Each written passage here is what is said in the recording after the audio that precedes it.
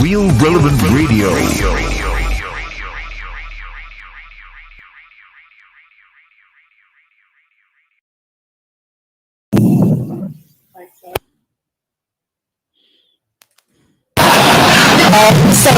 It does feel, doesn't it, like this winter of discontent is really taking hold now as the public service strikes spread across the UK, and the real cost of living crisis hits people, not just in things like fuel, but in things like the price of food and drink.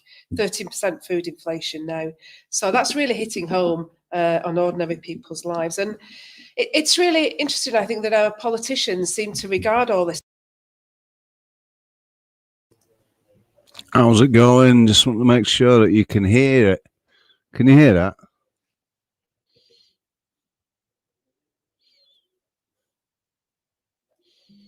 Just let me know you can hear it.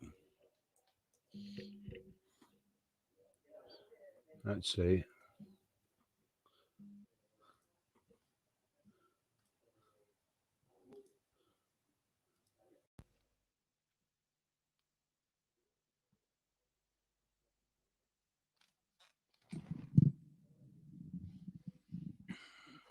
Just realised you wouldn't have heard it.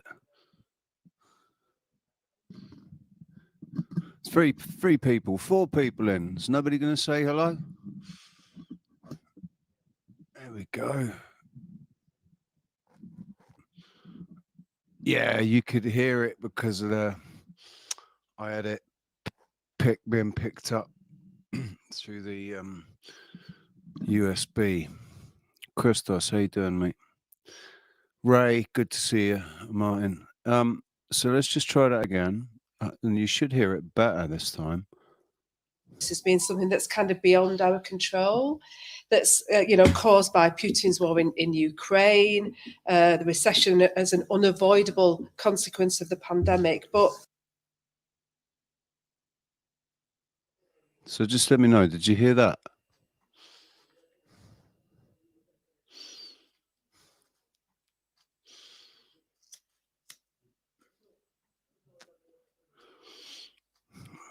Hopefully you should have heard that.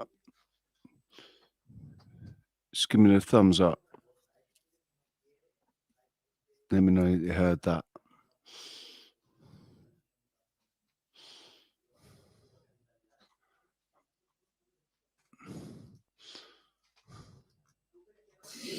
At the same time, the one thing they really do want to control is action taken by ordinary working people to defend their standards of living.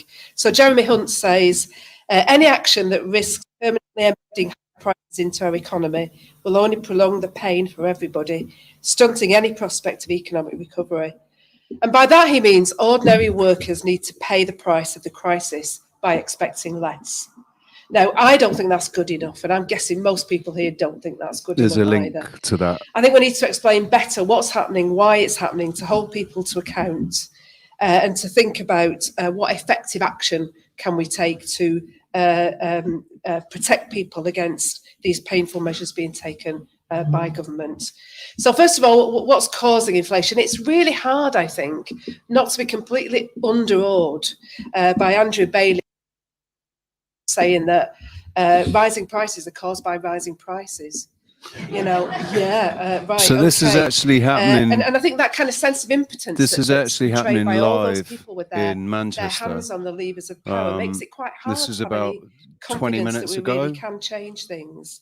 I think. But I think we need to be really clear and hold people to account and say that it's absolutely obvious that shutting economies off and on and off for 2 years, and with the threat of that hanging over us again, of course that's going to cause major disruption in the supply of goods. And we also need to factor in the fact that we've seen that massive expansion of quantitative easing led by the independent. Right, I think I realise now what that wash hands, right? It comes up on my thing, it says wash hands. Ray, it says that you've said wash hands, right? So, Ray, it says that you've said, and I think that that's Right. Maybe we put that as a clapping, and we say that's clapping. I'll give you I'll give you a I'll give you a wrench, Ray.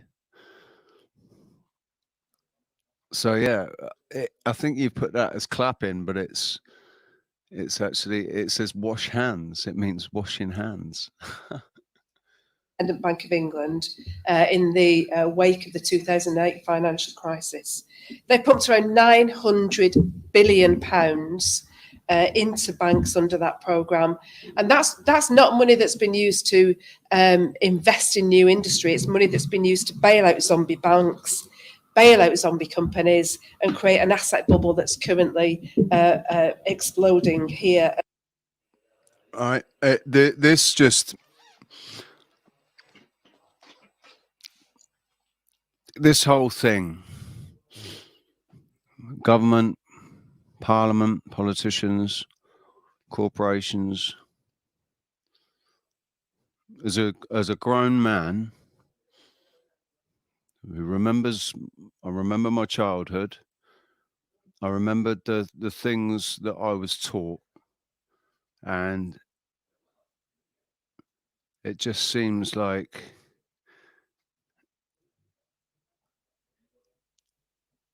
I don't know how to articulate this.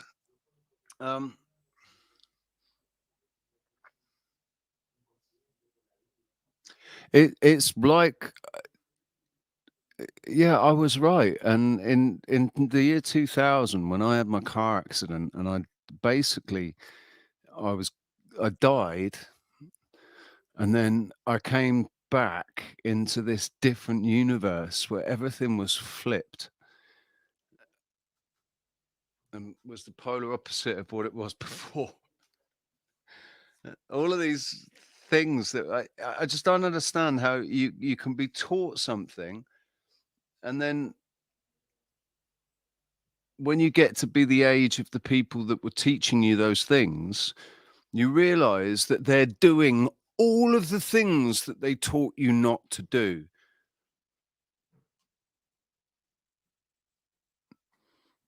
They are the perfect examples, the personifications of all the things that when I was growing up, I was taught were lacking virtue, lacking substance, lacking decency, lacking honor.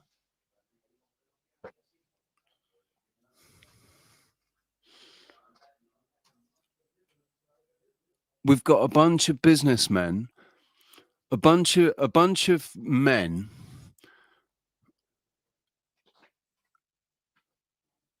with really grandiose ideas about themselves and their own abilities and intellect and everything. Probably 99% of these men have got some sort of erectile dysfunction. That's why they're so the way they are.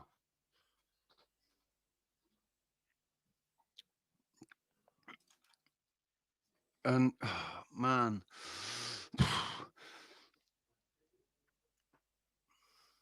right. First, before I carry on, I ought to just mention I put my back out yesterday. definitely. I don't want to say feeling my age, because I don't. Just the first thing that people said to me here when they saw me, so what's wrong? Oh, I've put my back out. Ah, you're getting old. You're getting old. Fuck off! I'm not getting old. It does feel like the last week or two I've been under, and I hate saying this because I'm not a victim, but it's just been like one thing after the other, that stopped me from going live, stopped me from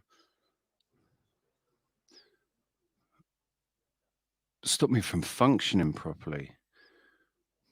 Like this yesterday, all I was doing, I just leant over the table, little tiny table, bin behind it, leant over to tap out the coffee into the bin, and it pop.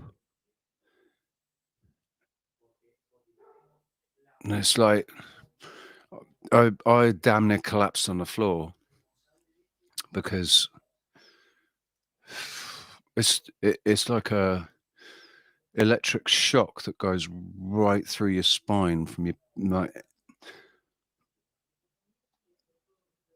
both directions, down into the pelvis and up into the neck and my shoulder. And there's a point on my ass, like one of the nodules, I guess, where if I rub it, if I put pressure on it, it feels like somebody's sticking a knife blade in behind my shoulder blade. So it's stop carrying that shit. Keep fighting the fight, dude. Ray, I'm happy you're here, mate. I'm happy you're here. I might as well do this now. I haven't changed the words, right? And because you reminded me of it,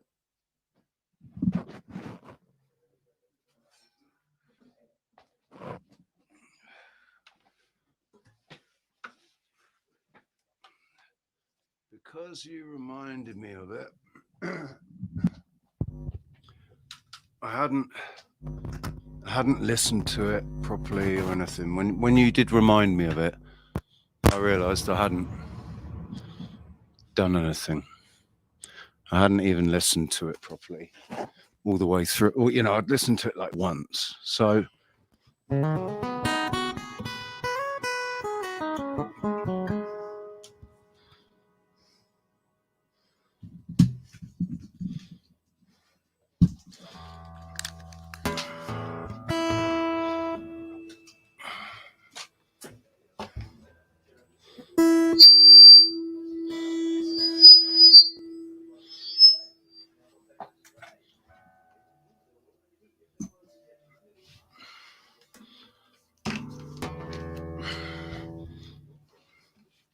sorry, hang on a sec.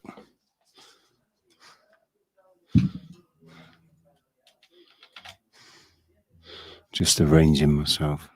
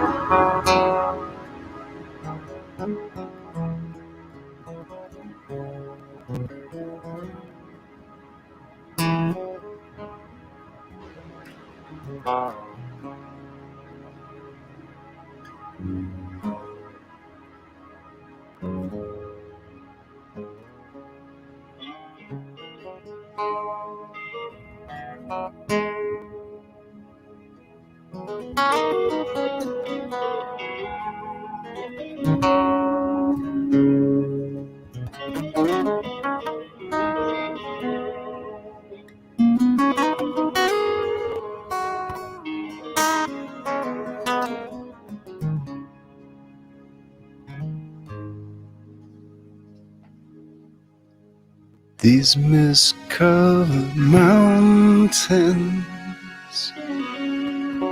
are a home now for me,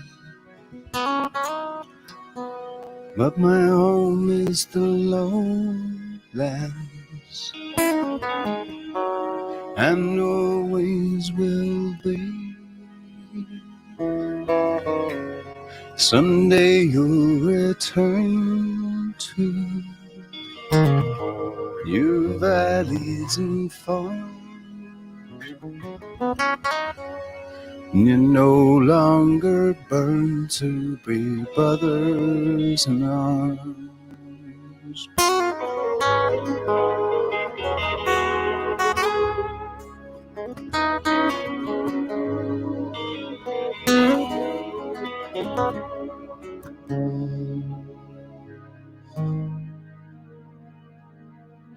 Through these fields of destruction, baptisms of fire, I've witnessed your suffering. The battle race high, and though they did hurt me so bad, in the fear and alarm, you did not desert me, my brothers in arms.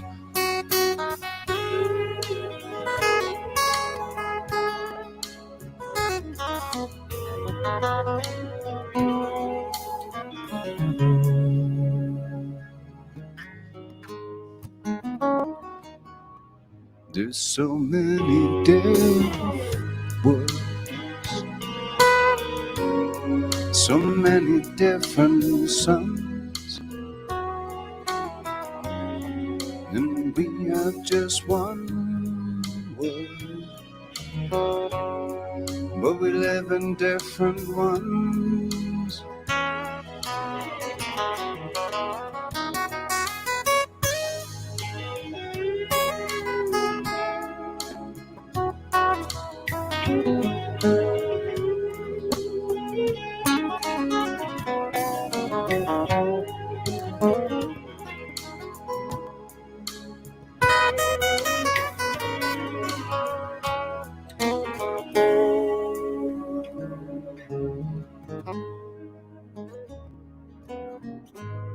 Now the sun's gone to hell, and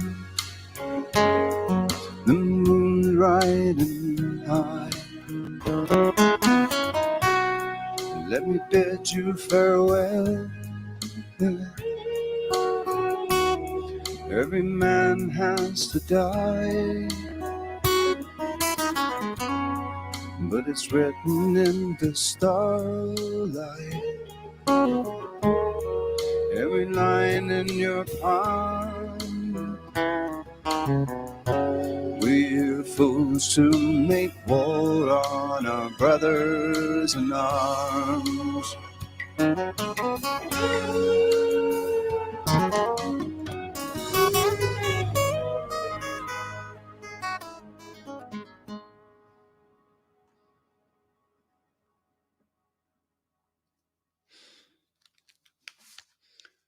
There you go, my friend. Ray, Allison. That one's for you, mate. First time ever. First time ever performing that song. First time I listened to it all the way through today.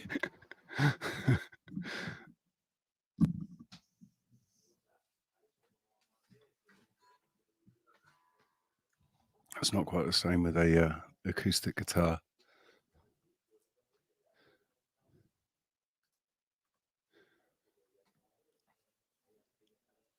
So, my brother in arms. My brothers in arms. And across the world. So it's those real world interventions, often led by experts rather than politicians, that really we need to lay the blame at their door. But I think we also need to take a much wider focus and say that the real problem for the UK is stagnant productivity growth. So if we can, today the assumption seems to be that it's got to be ordinary workers who pay for the crisis, from not just cuts in real wages, but by the fiscal drag of having fixed tax rates that mean that people pay more in their deductions from their pay packet. But but last time we had this kind of level of inflation back in the 1970s, 20. Hey, how you doing there, Joe? You just missed a song, just one song. You skip back about 5 minutes. It's Dire Straits, but that was for Ray, the song that he asked for when he was over here. God, that was ages ago now. How long ago was that, Ray? How long ago was that now? That was like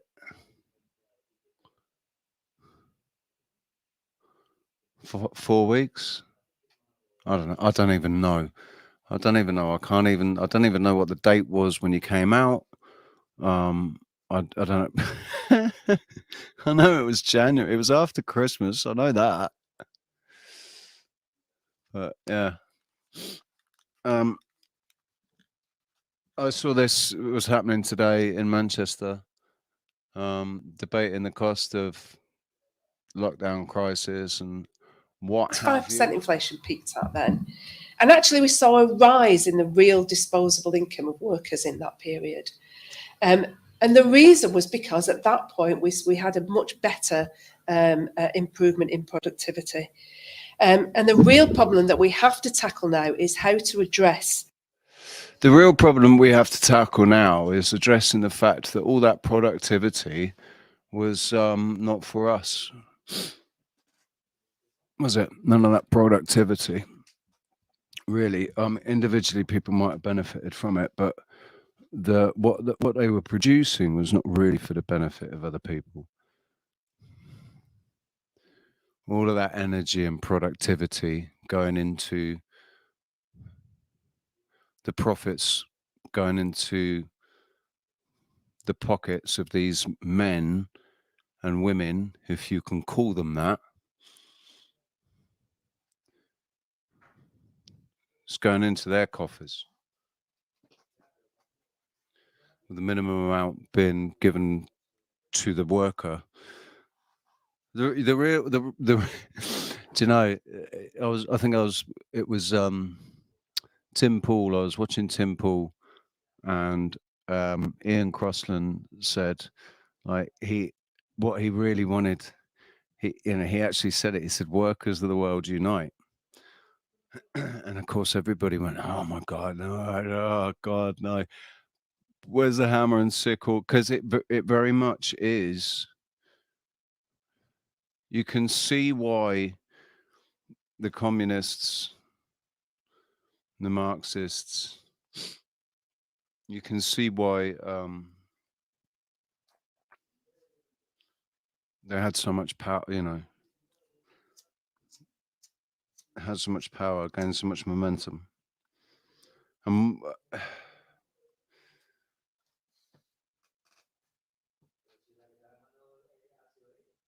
It's difficult, isn't it? Anyway, shout out to the chat room. Martin, FE Nation, Joe, Ray, Awakened Alliance, good to see you. Good to see all of you. Red Eye Jedi, if you're still here, mate. Anyone want to come on for a chat? Fancy coming on, Joe?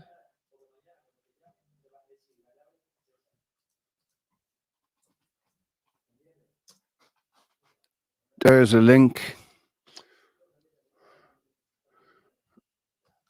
Come and join me. Just listen to some more of this. That productivity puzzle. Massively increasing our productivity would mean that we could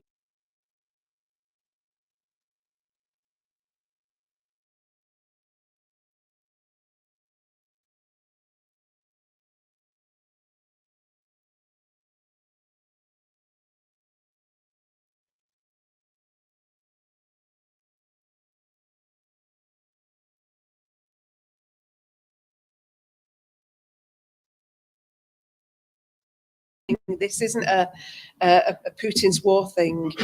And reviving productivity growth so that people produce more outcome from the same or less time is a real vital precondition for a kind of high wage, high skill economy that some people have argued for. But, you know, whatever Liz Truss thinks, that isn't produced just by cutting taxation.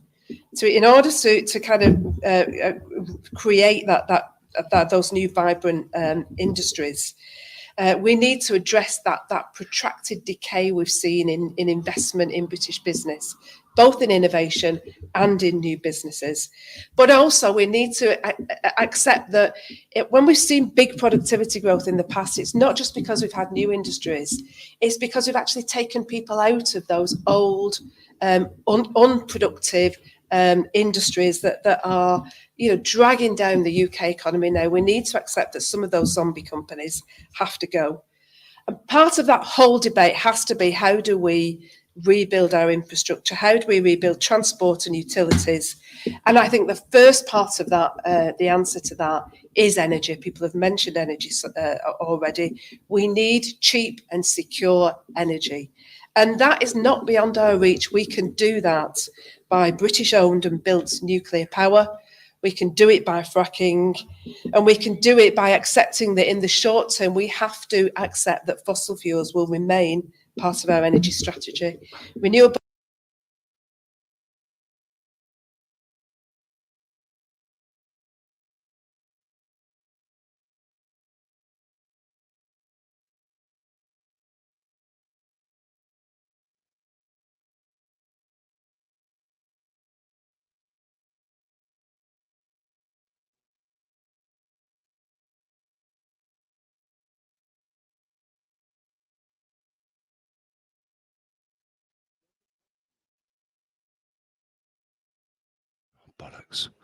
Bollocks. You should hear me now. What an idiot. Yeah. What I said was, what we also need to do is actually give the true narrative about fossil fuels, that they're not finite, that they are regenerative, that greenhouse gases get their name from greenhouse gases, the gases that they put into greenhouses to make the plants grow more. And when the plants grow more oxygen's created. So it's a knock-on effect.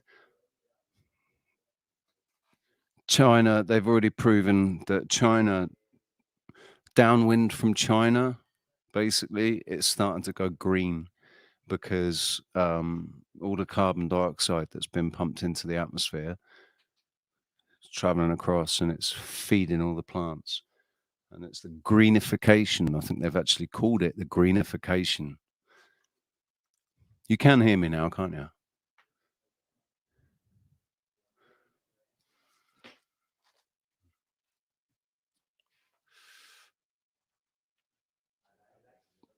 I think we're just waiting for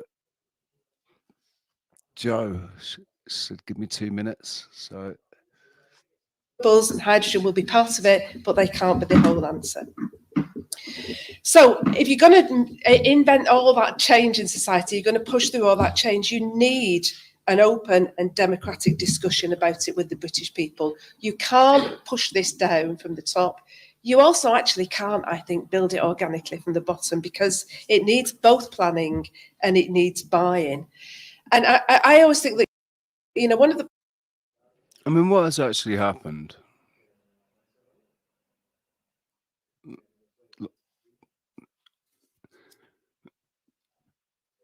I don't remember it being so badly askew when I was growing up. Like, I remember when protests used to do something. Politicians listened to protesters. Like when it all kicked off in 2020, And when finally people started to get up and mobilize, and we started seeing some real numbers turning up in London. I remember one one protest that me and Rox covered. Me, Rox, and Asita covered it, and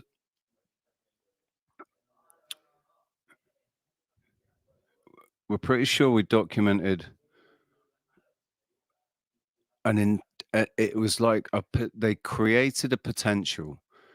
They created a potential for the barriers to this building site to be knocked down, and I think I just heard somebody come in.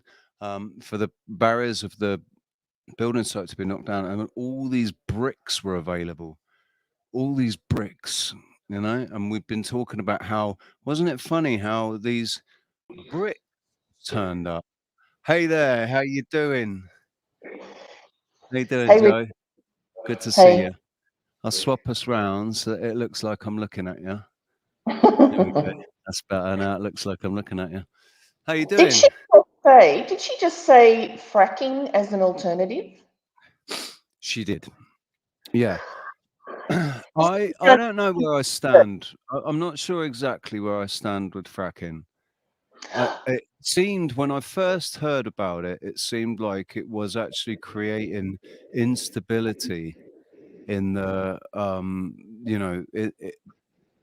in the layer, or just below the layer that we live on. Mm. It's creating potential instabilities, and so the danger of earthquakes or collapse, subsidence, sinkholes, all of that is massively increased with fracking. But I wonder if it's something that could be done, but I don't know, like out at sea or something. Like in the ocean. How if they did it deep in the ocean? If it would even, I don't know if it would even be possible to do that. But I wonder if it would have as detrimental effect if they did it far away rather than actually, you know, near Well, inhabited areas. I don't know. I don't know there enough about fracking. there are studies that you can look up and reports and newspaper stories in Arizona about fracking and how bad it was for the community, for the Mm. water table and everything. I have to say, I'm of the opinion that I think of the earth as a being, as a sentient being, and anything that it digs into it, blows holes in it, it sort of hurts me a bit. I mean, maybe I'm a bit oversensitive, but there are other ways to obtain what we need. But It's for gas, isn't it? They it do is, fracking for gas, isn't it? yeah, but we've been raised. Let's jump into my perspective and area of what I talk about. We've been raised to look at the world through a very narrow bandwidth, and Mm. in that bandwidth is coal, fracking, gas, etc., etc. And so that's all we expect to see. And there are very few people who do this Mm. and and have a wider perspective. And it's in the wider perspective that the other alternative things are going to come up. But I it's mean, that we've been shown there's no other way. there's definitely, there has to be, right. So we use the gas and the oil and the coal to burn, to turn turbines to create electricity. That's really all we use it for, isn't it? That's the principal use of of those fossil fuels burnt at such high levels. It used in industry and stuff. Like with And gas coming to our homes and stuff. We do have yeah, gas coming to the home. Not everybody's home, but there's gas coming to the home. But I mean, on that large scale usage for electric power plants and stuff. I think that well, I don't think we all know that they're lying to us about electricity. So it maybe it is possible, and the best thing to get away from the internal combustion engine, go more towards the electric thing. But the issue that we have right now is, how do we produce all that electricity, when in reality is we could create factories or huge power plants that actually utilize the free energy that we have on the earth already, not from solar power or wind power, like the scalar energy and stuff. I know the problem. The problem is there are too many people that need and rely upon a way to stay warm, to be able to cook, etc. And it's all based around that old infrastructure. I totally Which is, understand that. it's the centralized structure. That's the issue, isn't it? Because it's And it's centralized. oil and gas and all of these old coal, all of these old ways. And we can't just go stop and go into something new, because to actually get those people on that new system would take years and years and years. So it's to have an open mind to see how we can make this transition happen into a different form. And we know through all of the like, there was a guy who was able to run his car on water. Yeah. And I've seen that video and had discussions with people about that, but it was squashed. It was whatever happened to the guy. I don't Well, know, the guy but died. The guy died. right. There's been more than one as well. More than one guy that people that have come out on YouTube. They've created these water-powered engines, and within 6 months they're dead.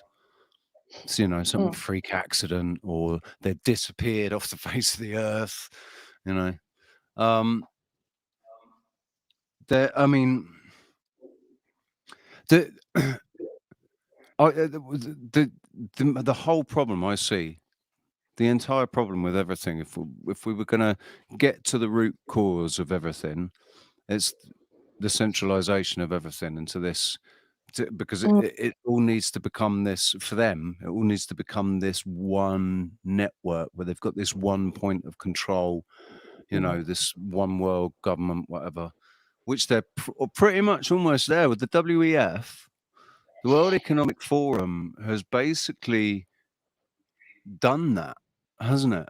Because it's got all the governments walking in lockstep, but not just the governments, it's got all the corporations walking in lockstep. One of the things that the FAA did was show their hand just recently with their statement about the flights. They downed the flights for the safety of their stakeholders. They're using these big corporations and businesses are starting to use this terminology, stakeholder, referring to everyone. Basically, we're all stakeholders, aren't we? Some more powerful than others, or more important than others. Oh, I mean, yeah, but this is Carl Schwab's, reset, Great Reset, Fourth Industrial Revolution reset crap, where, yeah, I mean, it's completely communist. It's completely communist, that we're all stakeholders in every business. I was listening to somebody explaining how, if you want to do business with somebody, like if America wants to do business with the UK, because the UK is making it law, they're actually writing it into law that you have to be ESG, you have to have this ESG score, be part of this ESG program. So in order to do business with somebody in the UK, the company has to be part of the ESG thing, but every company that supplies them also has to be part of the ESG thing, and every company that supplies those suppliers has to be part of the. It's like this really insidious, intricate net. It just becomes in this web over the world, of ESG Mm, scores, which is all climate change, scarcity, get everybody eating bugs, Agenda 2030, whatever you want to call it. mm.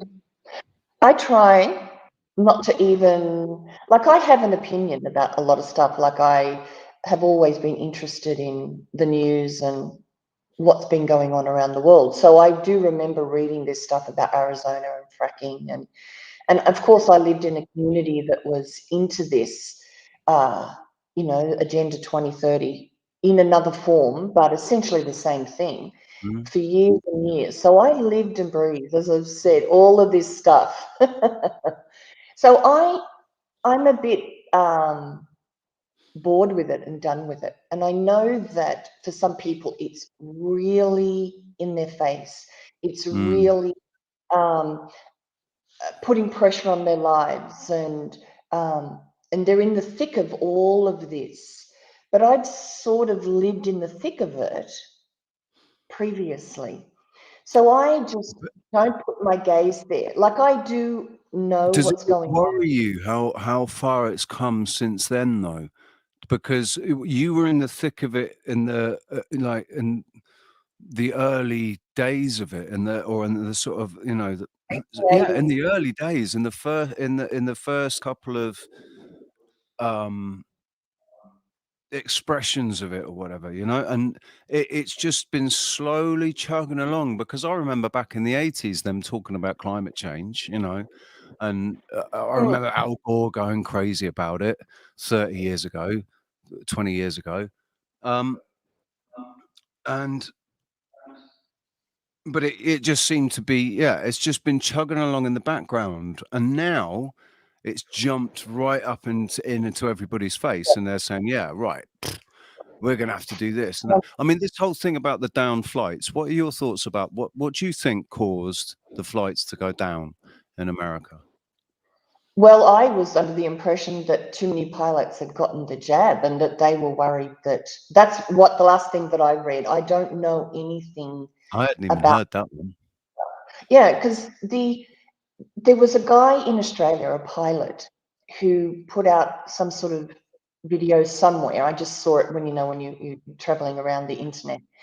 And he said what the Australian government had done, or the aviation industry had done, they had written in their rules that they are not to get any, like a jab, um, until a year after their passengers have had it, because they don't know what the results will be on a body until you're doing it. So they don't allow anything like that to be introduced to the pilots until the people flying have had it in their systems for a year, so they can see what will happen at that height, at that pressure, etc., etc. And yet they totally ignored that. The government just got them to do it. So some of the airline pilots are some of the more vocal organizations about this. But look, I want to actually go into sort of, you're going to have to accept that I'm going to jump into my sphere. I count on it. So I've watched things get more and more intense over these last 30 years, and particularly in the last 2-3 years, things have gotten crazier. It relates to a couple of different things. There's that phrase, it's always darkest before the dawn. And in the understanding of polarity, the duality that we live in, we've lived in a duality for thousands of years in this realm, and it is not typical of places beyond this realm. This is as I've said before, it's a very specific experience of duality, polarity. Now, we are at the point where the split between the one side and the other, where the positive and negative, or the enlightened and the unenlightened, or the awake and the unawake, is getting more and more extreme. As you said, we're looking at down the barrel to 2030. stuff. But for me, how I've always understood it, it is like there is a rubber band between the two polarities. And it's going to get really crazy and more intense towards as we get closer and closer to the point that we then come back to the center. It's a feature or a facet or how it works. And so for me, now that I see it getting crazier and crazier, to me, it's like we are close to that moment of coming back to the center. Because on one hand, we're aware of all of the crap that's been going on in the world, and it's in our faces now. It's no longer hidden. So people are seeing the extreme end of that spectrum.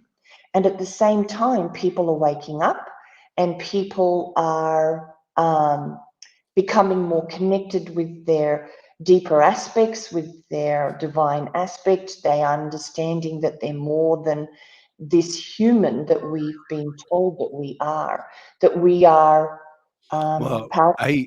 I mean, for how long? I I don't know about you, but for me, I actually I thought for quite a long time that I was related to the apes. You know, I believed the Darwinian theory of evolution, even though I still believed in God. Um, I The way I'd sort of reconciled that was that God had directed a meteor or something onto Earth with bacteria on it that would cause evolution. You know, I could just refused. I couldn't accept that there wasn't something far superior in intelligence and everything that created everything. You know, I don't, and that's partly because of the human condition that it's very difficult to contemplate what was It's because before. this is how we've been raised, is with very specific thought patterns. I Just one second, because somebody just came into the green room. Somebody just joined, called Mighty Militia or something, Moose Militia or something. I don't recognize the person. I don't recognize my phone's going crazy as well. Yeah, I don't recognize that person, so I don't I know had who a that is that just tried to join. They've yeah. left again now. But anybody that's gonna try and join, if you do try and join, and I don't know who you are, then you need to come on camera, and let me see you before I bring you onto my stream. Because if I don't know you, then I got trolls and all sorts of problems. So I need to see that it's a person that sat there. And it'd probably be better if you put something in the chat before you came in, just Mm. to say, hi, is it okay if I come in?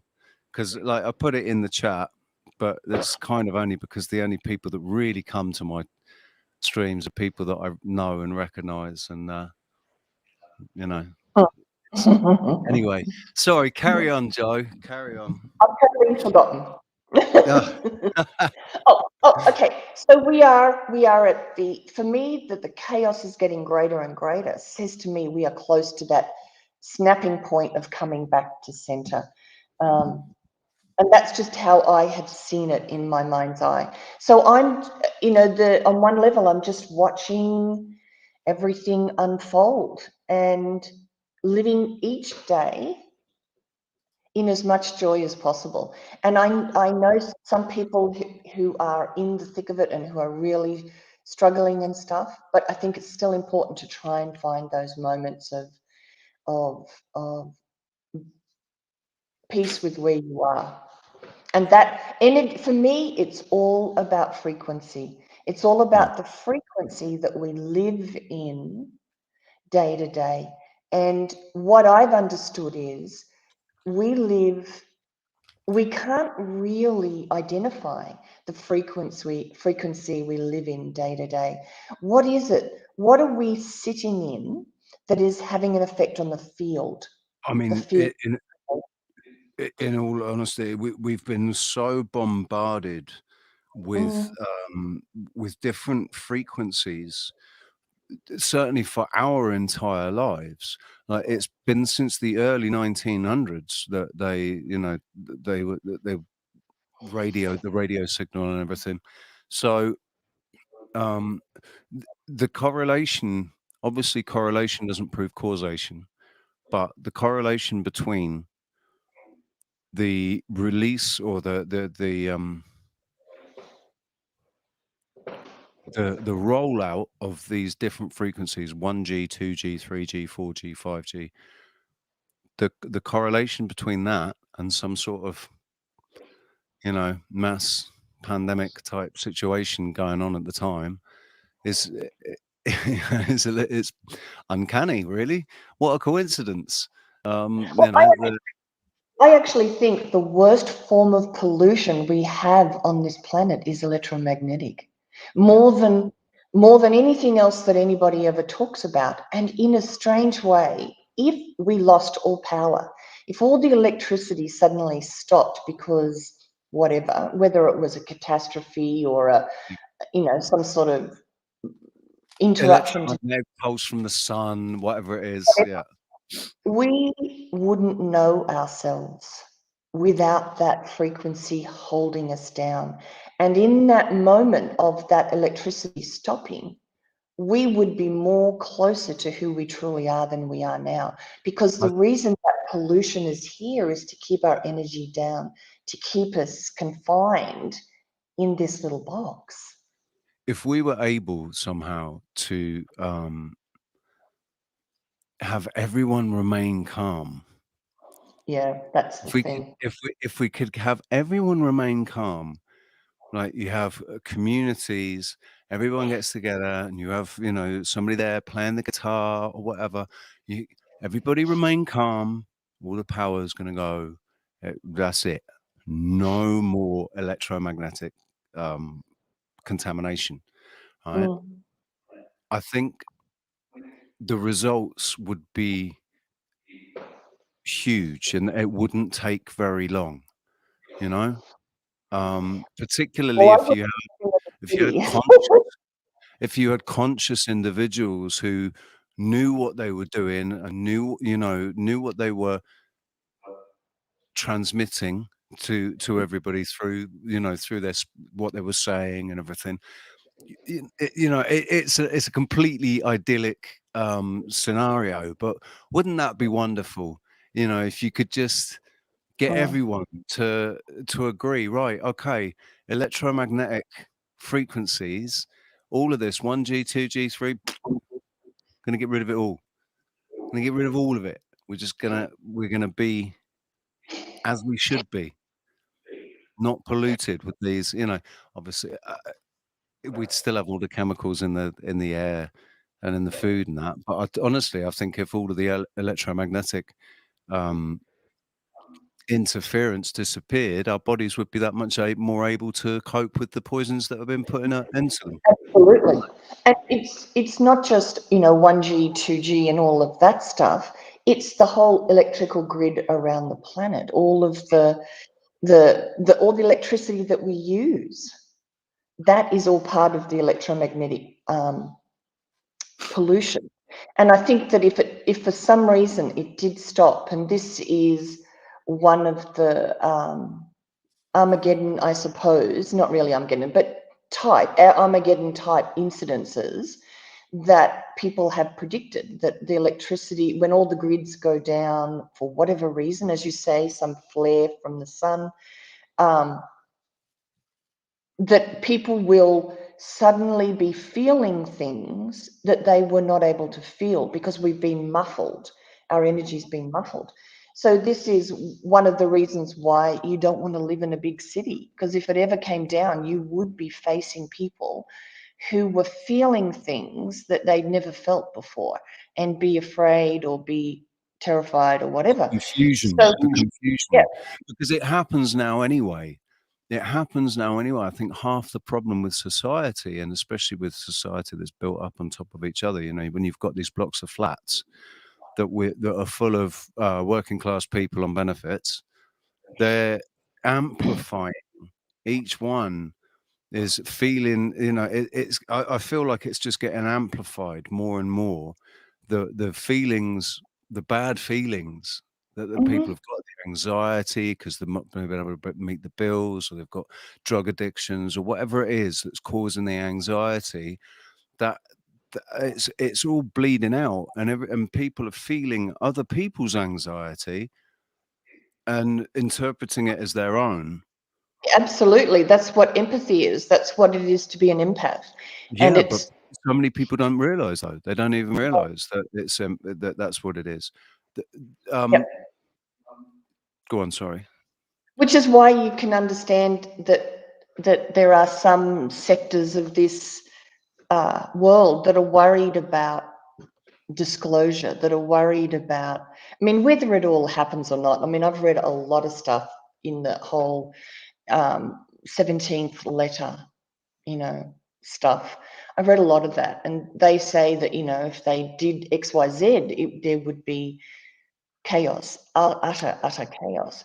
So I can understand if that is something that is holding people back from. We've got 17. Oh, it's just dropped to 16. But we had 17 people watching. Yeah. So, yeah, I mean, I agree. The thing, I still haven't actually totally written the original Q narrative map, like the original map that was put out. I still haven't written that off. I think that actually has got some real truth in it. Like, but we don't understand it yet. We're not going to understand it until it happens. Well, let me tell you how I got onto the 17th letter stuff, because I wasn't into this at all. I had, as I said, lived in the conspiracy stuff in those early years. And I just let it all go and just focused on my healing career, etc. And one day at the beginning of 2020, before the C19 came out, I was looking through the old website of my school that I used to go to, the spiritual school. And I clicked on a link that I had never clicked on before. And in it was a link to a video by Jordan Sather. And he talks about that on each of the posts, the 17th letter post, there is a trip code or a code. Yeah. And when you put that in, it equals a book. And there were books in there, Behold a Pale Horse by Bill Cooper, etc. But also in there was over 300 times they referred to a book by my teacher. And it was called The Last Waltz of the Tyrants. And it's a compilation of everything that my teacher had said about what he termed the grey men. And it is the Illuminati. And the last waltz of the tyrants was about them being destroyed or pulled down or removed. Losing their Yeah. power and influence, basically. Yes. And so I realized that my teacher had been talking about the grey men, and that's when I started looking into the Q stuff. I knew what it was all about then. I sort of connected the two. But that's why, and that's what started me going down the rabbit hole of all of that stuff. And I started listening to Praying Medic. Dave, I can't remember Dave's last name. Praying Medic had this amazing daily blog of discussing each drop and what it would mean. And I found it really fascinating.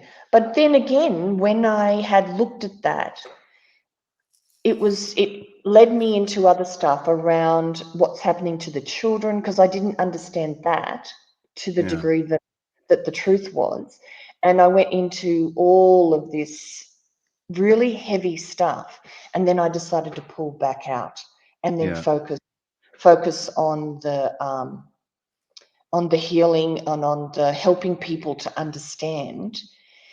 See, there is, on one level, there's nothing we can do about what's happening on this planet. There's nothing we can do. It has been in effect and flowing and organized for so long. It is so infiltrated that as an individual, there's nothing we can do. And that tends to make us feel overwhelmed. So what can we do in this? By healing our own frequency, looking at our own stuff, finding peace within ourselves, that's what we begin to emanate. And that, in Yeah. a way, is, to me, as effective as marching or getting on a soapbox, doing this. It's as important to be a good guardian of your own energy system, and work at not being at the mercy emotionally of all of these things that are happening outside. Yeah. And that has as big an effect on everybody in this realm. Yeah. That's where I like Gurdjieff. I'm so happy you put me onto him. Because it was your suggestion. That was why I started reading his stuff. But yeah, being able to, I mean, it's not just him. He was trying to practice it, but the being able to basically stay calm in a storm, no matter what's happening around you, don't allow it to affect your being, Yeah, that's right. I'm just answering Red Eye. Red Eye Jedi says, start with self, the man or the woman in the mirror. And that's true. And that's reflected in in so many ways as well. We're told it basically. It's in scripture about not trying to remove the grain of sand from another's eye when you've got a brick in your own. That that whole thing. And it's what I've been saying about sovereignty and free will and everything. Well, it means that we all have it, which means that mine is only mine, and my sovereignty is only over my own kingdom, and so it doesn't matter what anybody else is doing, and it shouldn't matter to me what anybody else is doing. I just keep my own house tidy. Mm. I don't have Yeah, any. it's that phrase, be the change you want to see. Yeah, that's Luke Radowski. Is it? Yeah, Luke Radowski says that. He adopted that one a while ago. It's yeah. So I just see the private chat. Oh yeah, you put it in the private chat. You didn't put it in the. You can't. Yeah, you have to be in the actually in the chat, and okay. So that's this only is the private chat. you. Say again. The private chat talks to you. Private chat with me. Yeah. Oh, okay. Yeah. So Hi, Brian. Hi, Brian Evans. Welcome. Brian Evans, yeah, one love, mate. One love, One Brian. love. And Kevin Harkins, welcome. How are you doing? So, the worst thing is, I suppose all you can do is stop looking at it, because when you look at it, when we watch what's going on, it seems to be, and it's being portrayed, that they're just moving on. They're moving forward. Each step of their plan, they just keep. We've got Davos next week. Jolly man, how you doing, Patrick? Good to see you, mate.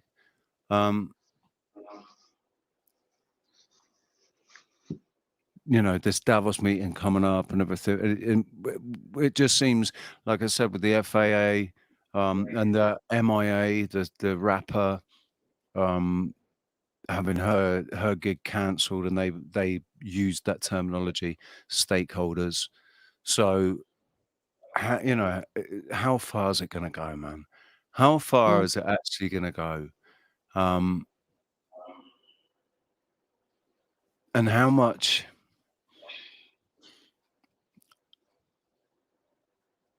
You know, I'm worried about getting too much done that then gets taken away. In what way? What's the too much that you're doing? Well, I mean, I just mean getting anything done. Just getting anything done, making any progress, getting anywhere, getting anything done. I need to have them come in and go, yeah, no, you're not having that. You can't do that.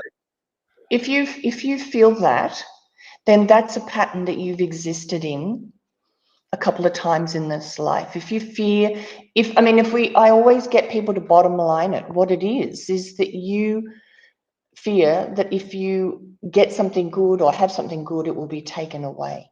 And this is something that has happened to you over and over.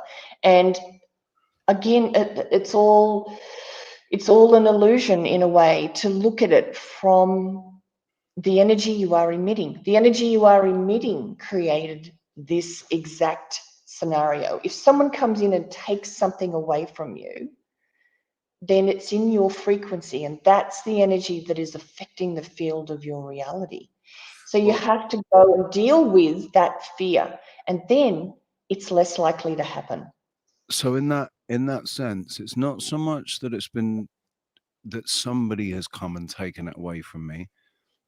It's been, I've had like 3 major kind of times when I got myself to a place, you know, where I had, it seemed like a clear road ahead of me, and that all these things that were coming, and then out of nowhere, it was gone. And it was all linked to relationships, you know.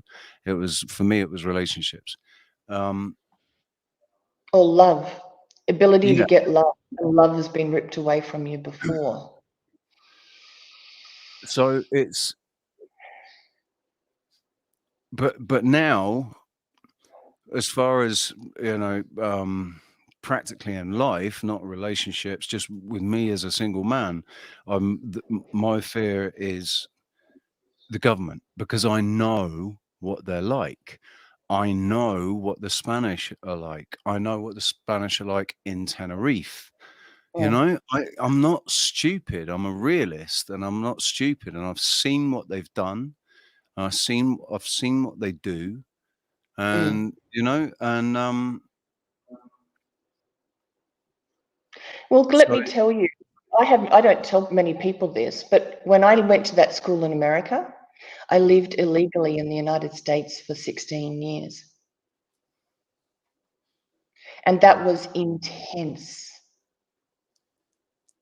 It was a really living on shifting sands for 16 years. You learn to deal with these emotions. You learn to deal with fear of being caught, fear of being trussed up and chucked out. Every time, you know, there's a cop car behind you, you know, you're like, are they going to pull you over? And they pull you over for not having your light above your rego plate. All sorts of reasons. And then they go and put you into the tiniest thing, and it can, and it's all over then. Yeah. So what I can say is, I could say that what everybody's going through right now is a crucible to fire you, turning the iron into gold. An alchemical process is happening in the world. Absolutely. And if you can look at this as a firing of your soul, of a tempering of who you are, you will move through this much better, much quicker than if you're victimized by it. And living that 16 years of in the crucible of who am I? Who would, you know, all of this stuff, who controls me? Who controls my state of being? It's incredibly empowering if you can look at this as that crucible, as that alchemical firing from changing you from iron into gold. To be fair, in a way, that's kind of how I've been looking at it. That it's been, you know, and I feel like this current situation is a holding pattern. And put into a kind of a holding pattern that's good, that gives me the time and the space to reflect and to, you know, consider and reconsider and observe. But you know what you said earlier about us not being able to do anything, you know, not really individually. This has all been in plan. All these plans have been in motion for such a long time. We can't, you know, who are we at the end of the day? Who are we, especially individually? We're not in a position where we're able to all come together, you know, as a collective and all with the same intention. That's been completely, the ability to do that has been completely taken away from us. But it's given us the it's given us the drive and the I don't know what the word is I'm looking for, to, you know, to connect in other ways. We've got this, you know, internet that's, Motivation. you know, but I've lost my point. I don't know where I'm going with this. What I said was one person can't do it, but it means that we've been lived separately. We've been other. We've been shown this is another person, this is other. And in fact, when you work within a community, it's a very different dynamic. And what you're saying, I think, is as an individual, we can't really do anything about this stuff. But it's prompting us and motivating us and urging us to connect with like-minded, and we will deal with the situation on a community level rather than on a world level. And as different communities come together, they create little sovereign little group organizations. Right. And I think that's what you're saying. And that's sort of given to us in a political sense. I can't remember if it came through the Q stuff or if it was just people that talked about Q were talking about this as well, about how do you make a change? I mean, they are talking about it. Tim Pool and that have been talking about how do you make a change locally? You make a change locally. In America, how do they deal with what's going on? Well, they start off with their school boards and with their local electees. You know, anybody that can be elected, they need to get involved in that election and make sure that the right person's elected, and then moving out further out, it will move then to state, and then, you know, and then that's how you make the most impact, is by doing it locally. It worked with the protests, you know, during lockdowns and stuff, people getting together in local communities. It's the only way, because the way that they, you know, one of the things that they recognized that they had to destroy was our communities. You know, they destroyed our communities, and then they went down into destroying the family then, because that was the you know, there was still the community of the family, so they destroyed that as well. So we need to get back to our communities. We need to, and that's all about decentralization. Moving everything back into taking responsibility for things, like communities taking responsibility for things. And energy, taking responsibility for energy, that you have your own, you don't rely upon, as you say, that huge infrastructure, that huge corporation. You take it, you know, you do it yourself. You do it in whatever way, whether you get a windmill for your town or solar panels for your town or whatever it is. You do it on that local way. You're absolutely right. And ultimately, when those communities get established, they connect with other communities and other communities. But I actually don't think government is the way to go in the future. No. The way, like, I think there are some really good people who get into government, who get in at a local level and start, and then they realize the truth that they either have to comply with this huge system that's been running for God knows how long, or their families are threatened, or Look, look at what's just happened to that British MP in the Conservative Party who tweeted out something about basically he said something along the lines of, hey, do you know, maybe we should look closer at this because it does look like there's a bit of a problem. Maybe we shouldn't just be so complacent about it and, you know, take a closer look. And they kicked him out of the party. He yeah, lost his whip and they kicked him out of the party. So yeah. it's like, toe the line, our way or the highway. And that is the trouble with that, is in those levels of government and control, it's this great big club that we've never been part of. We've I never know. been. Yep. Now, hi, Just JP for joining. He just said Just hello. yeah. Today. Oh, and So, Sasquatch as well, if he's still here. Aidan. Caucasian Sasquatch. oh yes, yeah. So let me make another different point.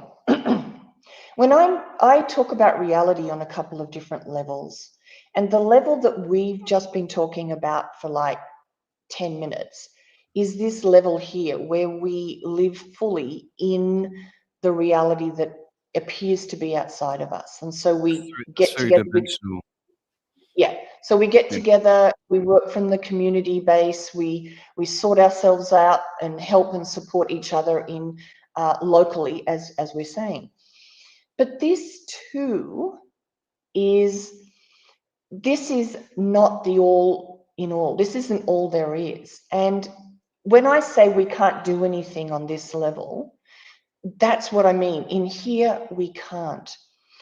But how do we, because we're here as human beings, and so we're here in this level, and there's things to be learned in this level. And this is where the growth comes. This is where we are in that crucible and being fired. We are resolving our unfinished lessons and issues in this level. And But there's going to be some of us, not us, because we're here, but the people that aren't here because they don't hear this, they don't get it. They're plugged into the matrix still. Maybe they're never going to. Maybe in this incarnation, this lifetime is not the one that they're going to get out of this level. That's right. But when we talk about becoming the observer, when we talk about our frequency is the most important thing to think of, that's looking at this world from this level. That in a way, everything that's happening here is an illusion in that it's helping us to grow. And so if you can take times, like you don't do this all the time because then you'd be disconnected and you just, there's no point in being here in a way. But if you can come and become the observer, if you can say, wow, what an amazing experience of learning and growth that we're all going through. This firing in the crucible is adding to our knowledge base of what it is to exist. And where we are at the moment is in this place of duality. So if we can pull out of it from time to time and be in the world but not of the world, as they say. Yes, there's terrible things happening, but to actually there is a way to be from both of these places, and one will help. This will help this in a totally different way than living down here and joining communities and helping people. Living here and observing it from here will help it in an absolutely different way, but will help. So that makes me think of what I imagine communities to have been like 2,000-3,000 years ago, when you had communities, you had, you know, tribes of people, and within that tribe of people, you had the shaman, you know, witch doctor type thing. Would you know? Would it be possible to have a community of 100,000 people, and have a spiritual council? Mm. Like, do you think it would be? A lot of people would scoff at it. You know, the thought of having a spiritual council, as well as, you know, the general running of the city or whatever. Mm. Um, Yeah. you have a spiritual council that sits as well. You know, basically getting messages or whatever, getting downloads, because that, you know, that's a reality, that we have something outside of here that Mm. we're able to connect with, and there's, you know, these downloads, whether they come from the ether or whether they come from source, or, you know, what do you think downloads really? I know you channel, don't you? Or you've so we talked about this, about, you know, what is channeling? How do you? Because I have downloads where it's just, I can only describe it as a download because other people use that term download. For me, it's just like suddenly everything becomes clear. Drops in. It just goes click. Oh, right. You know, or if I'm Mm. talking to somebody, I'm not thinking about what I'm saying. It's just it's coming through me. And at Mm. the end of it, if you asked me what I just said, when people sit there and go, yeah, crikey, yeah, that's true, man. And Oh, I'm sat there going, what did I just say? I know. I know. I agree that, see, that we used to have a shaman in a community, but then the whole mechanism of control stepped in and created an intermediary in the form of a priest. Whereas a shaman, I believe, is like a guide rather than an intermediary. So if we were to have these little communities with a spiritual council, my understanding or my belief would be that we're not leaders, we are guides, and we would want everybody to be their own guide. And it would be about showing people the truth of who they are beyond the human being, and guiding people to connect in, as you say, to their own downloads. And I think that a term or an understanding of the word download is really that you're tapping in to a direct line to your I am presence, an aspect of you that lives beyond even here and can see a huge big picture. See, we are just, as humans, looking at the world like this, but there are aspects of us that live in other nows, other whens, other frequencies that can see reality in a much different perspective and can see why this is happening the way that it's happening for each individual person. So we have that knowledge within ourselves. We have the ability, every single person in the chat. I don't care if you think that channeling is bunkum. You can do it. You can tap in. And I would say many people are beginning to tap in to a deeper understanding within themselves and just not calling it channeling, just not calling it downloads, but they're more in alignment with what is best or what's most harmonious or beneficial within themselves for the next step forward, or this choice, that decision. I think that a lot of people in the community will have experienced the same, a similar thing to what I experienced last November. Not November just gone, November before,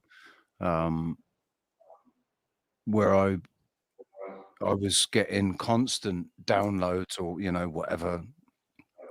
And each time it was filling me with energy and making me feel like I'd slept for 8 hours. And I ended up, I was awake for 90 hours.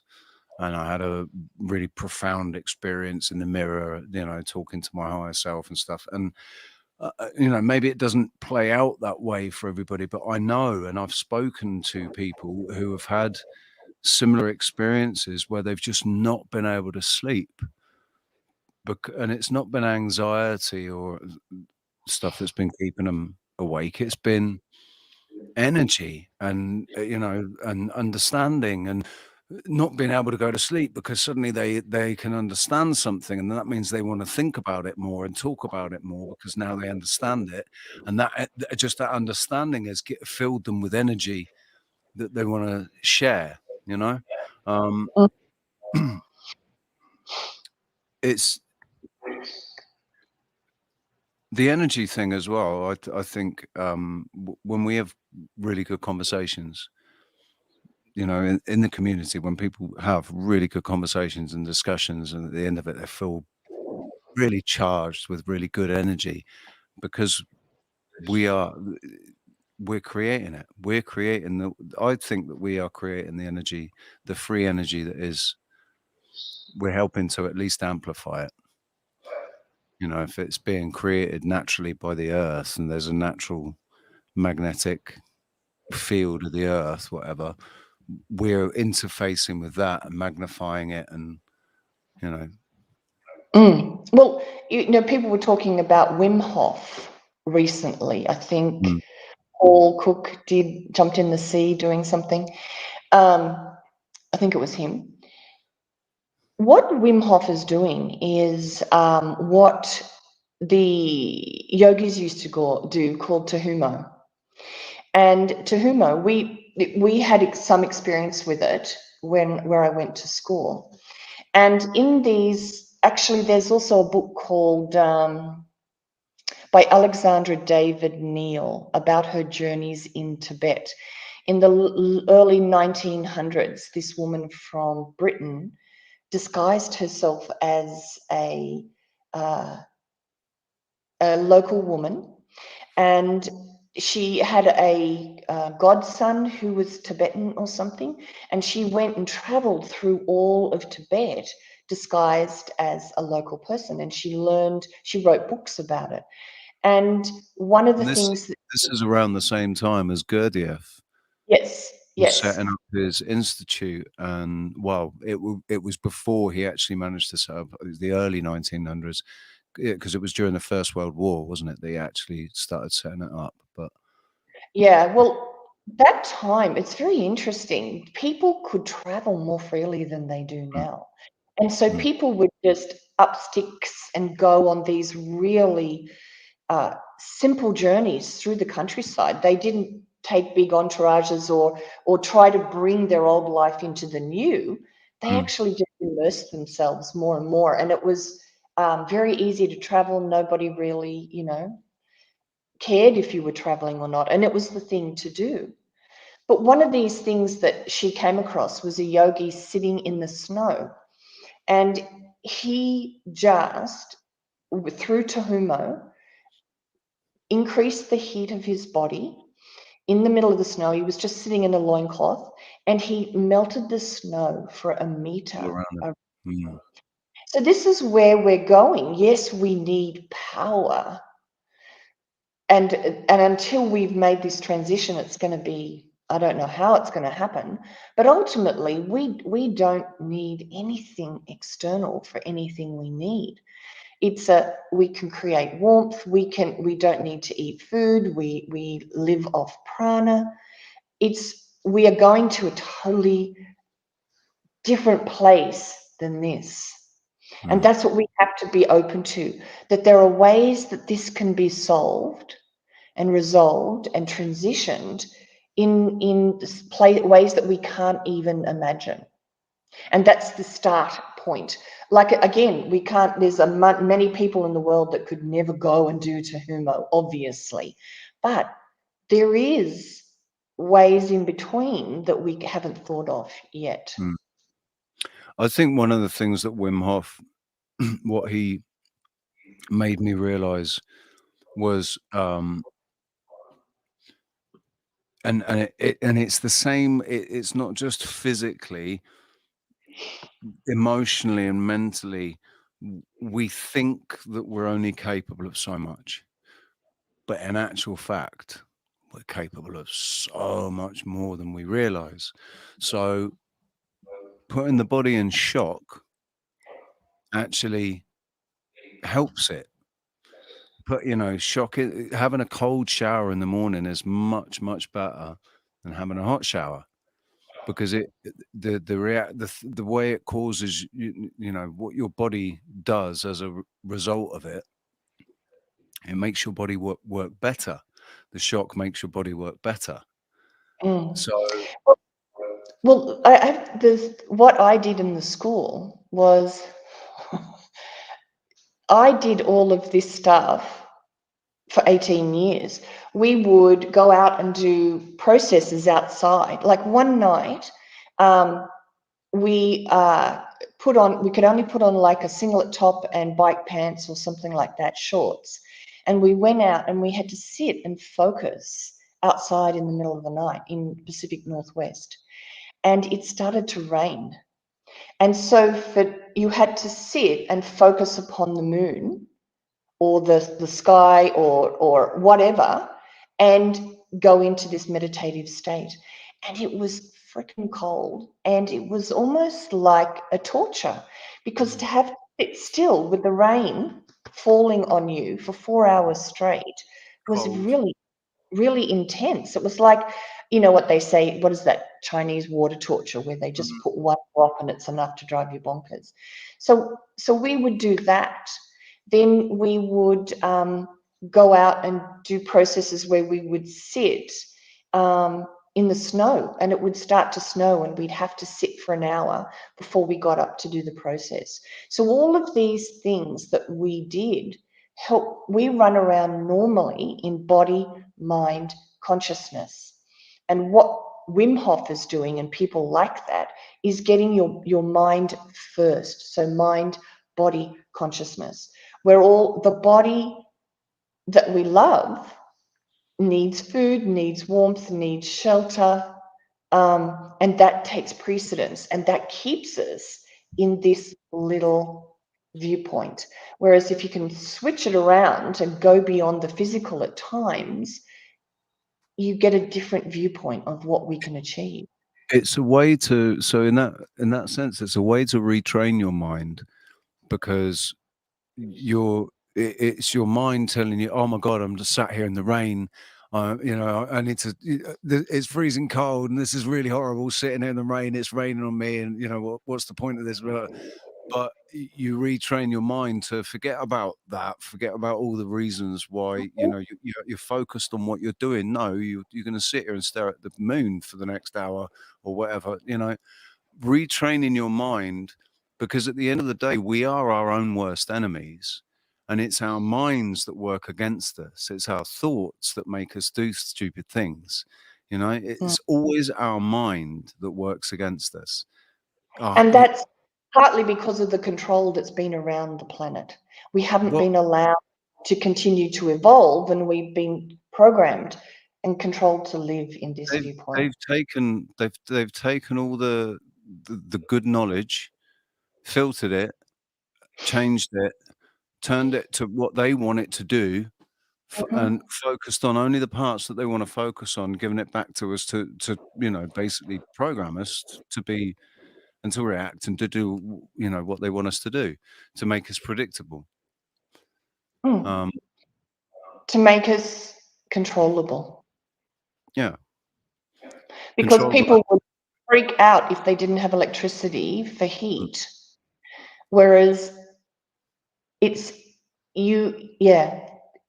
we don't ultimately need, at where we're going and the truth of who we are doesn't need an external source to keep us warm. It is something that like you tell a kid, you see a little kid running around, no shoes on, no jumper, and it's freezing cold, and they can't feel it.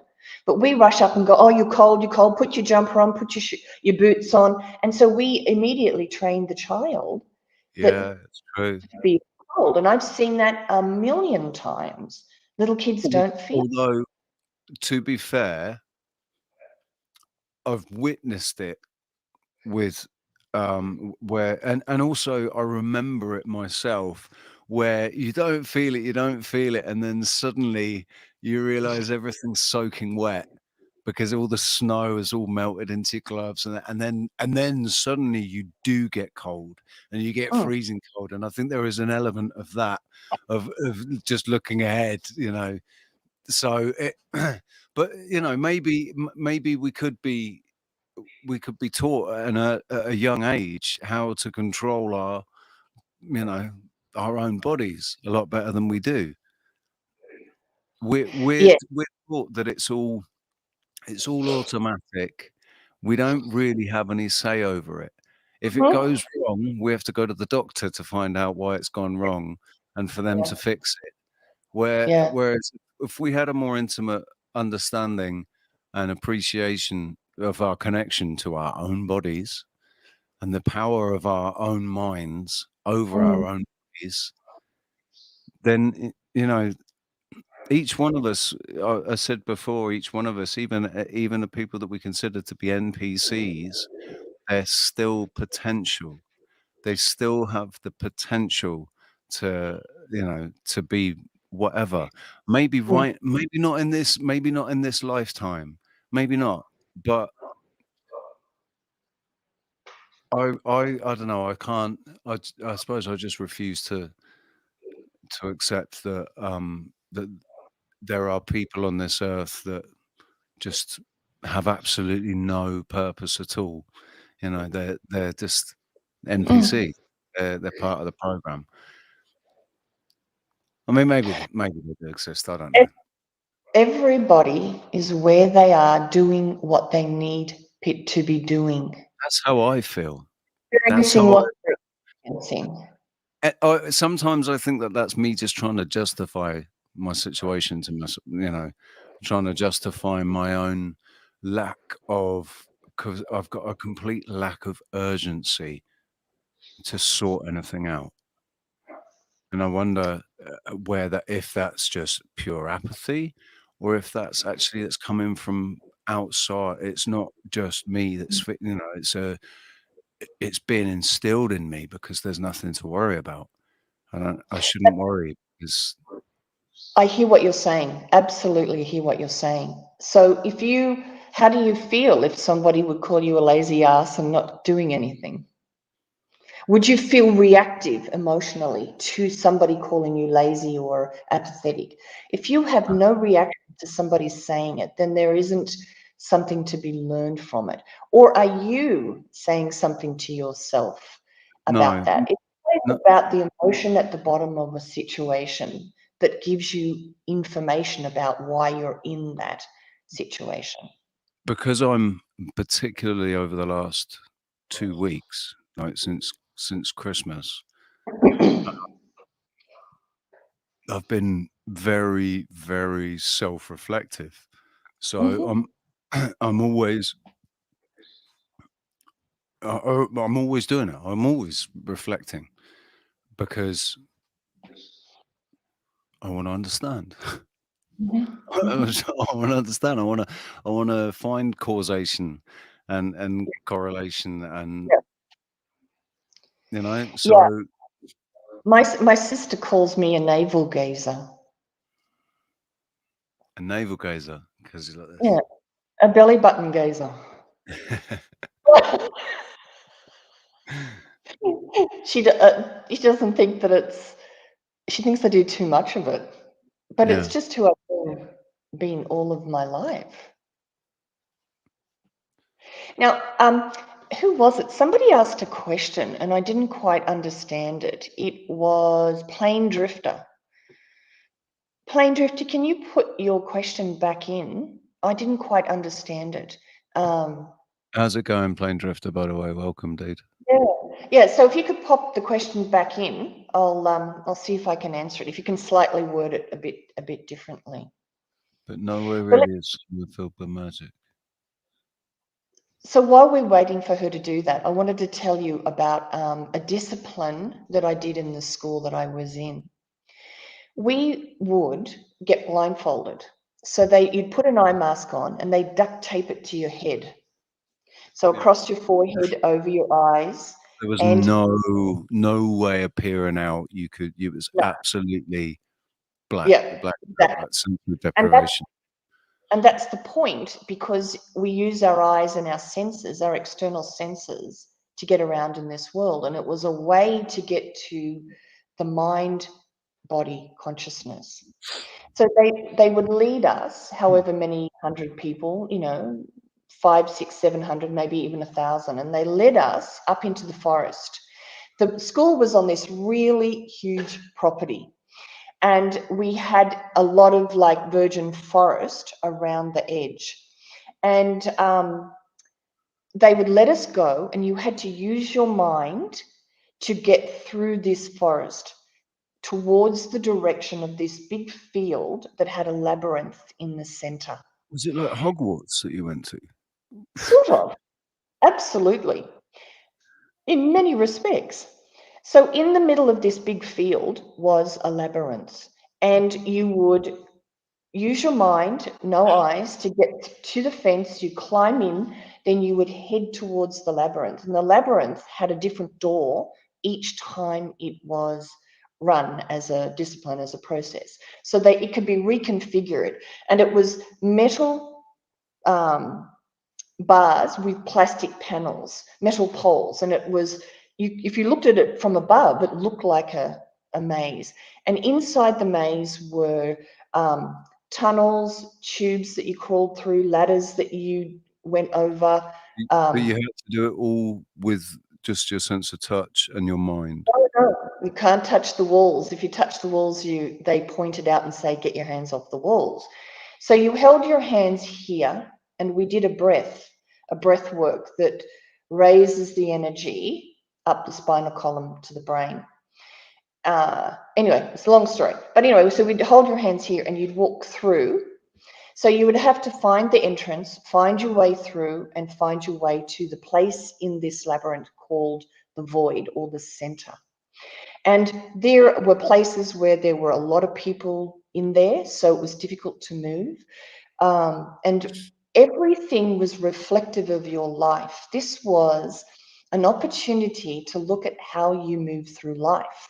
How did you deal with trying and failing? How did you feel about getting nowhere?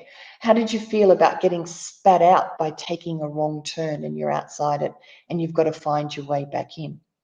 So the longest that I did that for once was 12 hours.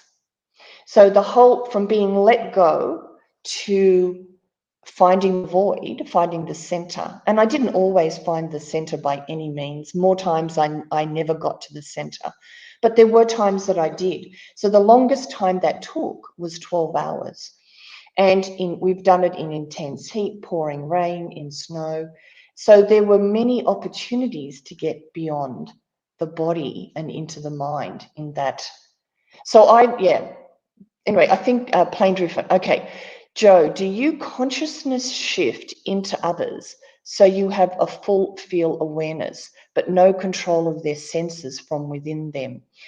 As in, see with their eyes as if you are in them in real 3D. No. That it isn't something I'd want to do, because why would I want to get inside somebody else's crap, anybody else's energy system? But I can feel what people are going through, and a lot of people can on this planet. Mm.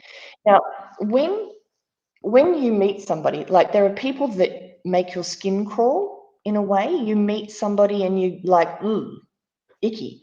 You are feeling their energy, and it is not in harmony with yours. It's discordant. And its discordance is like, you know, when you hit a tuning fork and you hold another one, they resonate together. If Well, they're this in the is, same frequency. yeah. Do you know what? I was listening to somebody talking about that today. Oh, it was Alphabetic. It was on Alphabetic. The God, I can't remember what he calls himself, but he was saying about, yeah, if you've got a 432 fork and a 432 fork, you hit that, and the other one will start to resonate. And that's what you mean when you meet somebody that you really like and you Scalar spout, and scalar. That's what he called yeah, it. It's on the you scalar thing. it's like you resonate with somebody, and it's because you're similarly. That's why people come to my channel and watch my stuff, resonate with me, because what I say, my perspective, my experiences on some level resonates with them and where they are. And same for you. Why do people come to your channel? Because what you say, the energy you emit, the stance that you have on the world reflects where they are. Hmm. So I can feel it, but you know, this is the whole reason why you do clearings, why you disconnect from people, and don't have a judgment on where they are or what they're doing. Because if you have a judgment on where they are and what they're doing, it resonates within you. You begin to experience that which you judge because it's somehow inside of you. But I wouldn't want to, I mean, that's not something that I would ever attempt to do, to look out of somebody else's eyes. That's like you become what you hate. You know, that when people focus on things that they really feel strongly about, that they hate, they end up becoming what they hate. Like, look at Antifa. What if something comes into your reality that you judge, that you dislike or you hate? It's on one level only there showing you what's inside of you as well. Mm. So if you can list what you don't like about that personal situation, it's what's inside of you, or it's what you think is inside of you, and you've been told at an early age that's who you are, and so you judge yourself. That's something that I've been definitely very you know, aware of that concept and trying to incorporate that into my own understanding of why I got triggered by people. And it's a lot of the time it's things in them that I recognized in myself, but then I get judgmental about it, like, hey, I saw that in myself and I've tried to do something about that, man. You know, it's like judgmental in that sense, like. But you're right. You only, the things that trigger you are the things that resonate. You know, that even if it's triggering, it's resonating. Something in there that you haven't dealt with, that Yep. is, you know, that you need to deal with. I wonder though, with you know, I don't know if that applies so much to when I'm listening to these world leaders and Carl Schwab and, you know, Noah bloody Duval, whatever his name is, Harari bloke. You know, when I listen to those people, what is it in me that's getting so fired up? You know, Well, it feels like it's my soul's getting angry, you know? it's yes, they're doing on this level. Yes, they're doing rotten stuff. Absolutely. But from this level of looking at it, What is it making you feel? I actually did a blog post on my website about Donald Trump, and it's called So You Can't Stand Donald Trump. But ultimately, from this level, what is it those people are triggering in you? And it's often around control. It's often around somebody controlling your life. And you are not self-directable. You can't direct your own life. So if you process the issues of being controlled, how do you feel about being controlled? It could be that you had a tough parent or a tough teacher.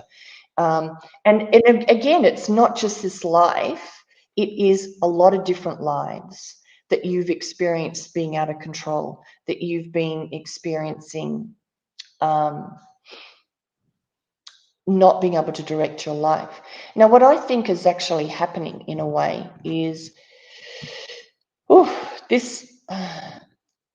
what we are essentially experiencing is what it is to be a slave. And having something external to us, a controlling system telling us when we can leave the house, when we can go out, when we can go to a restaurant, when we can go to a pub. And that's what was happening for these last couple of years, that you couldn't go to your work unless you'd had the jibby jab. So having some being totally telling us, some external person telling us that we can't party, we can't go to the pub, we can't do this and that. It's somebody telling us, and we are living in sort of slave-like conditions. And I reckon that for many people in these last couple of years, we've been healing and clearing slave energy from our DNA.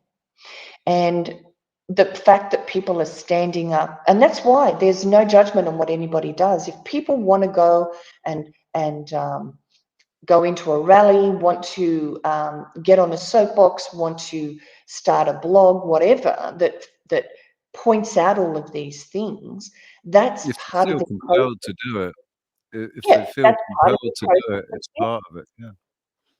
Exactly. So I think that humanity, I mean, there's a belief that we were created as slaves. And again, this is totally debatable, and everybody has an I don't opinion believe about it. it. I don't Yeah, believe some it. people, I Sorry. know.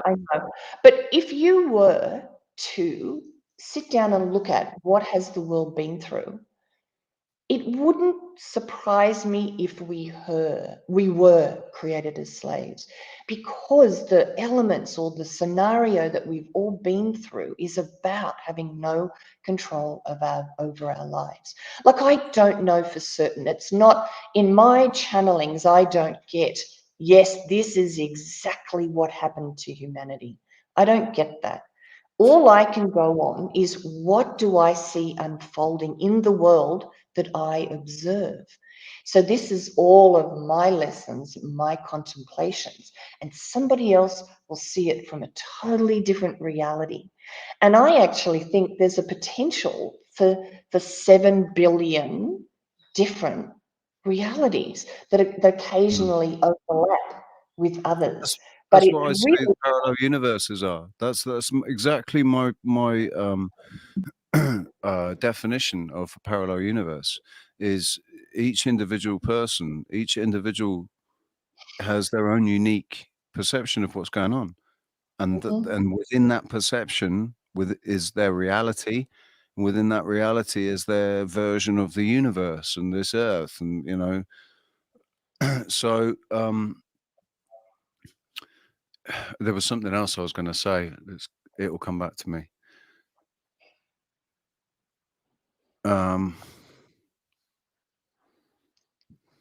No, it's gone.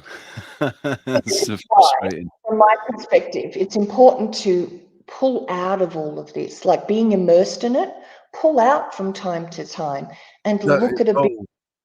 I do that. I do that a lot. I do that a lot.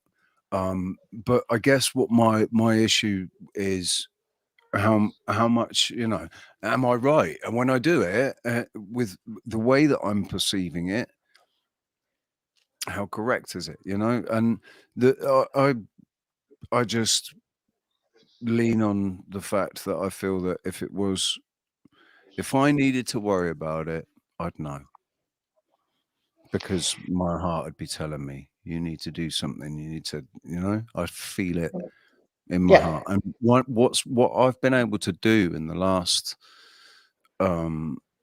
6 years, well, since I've been here on this island, what the being here on this island has allowed me to do is to balance, myself, and to recognize myself, to know myself. And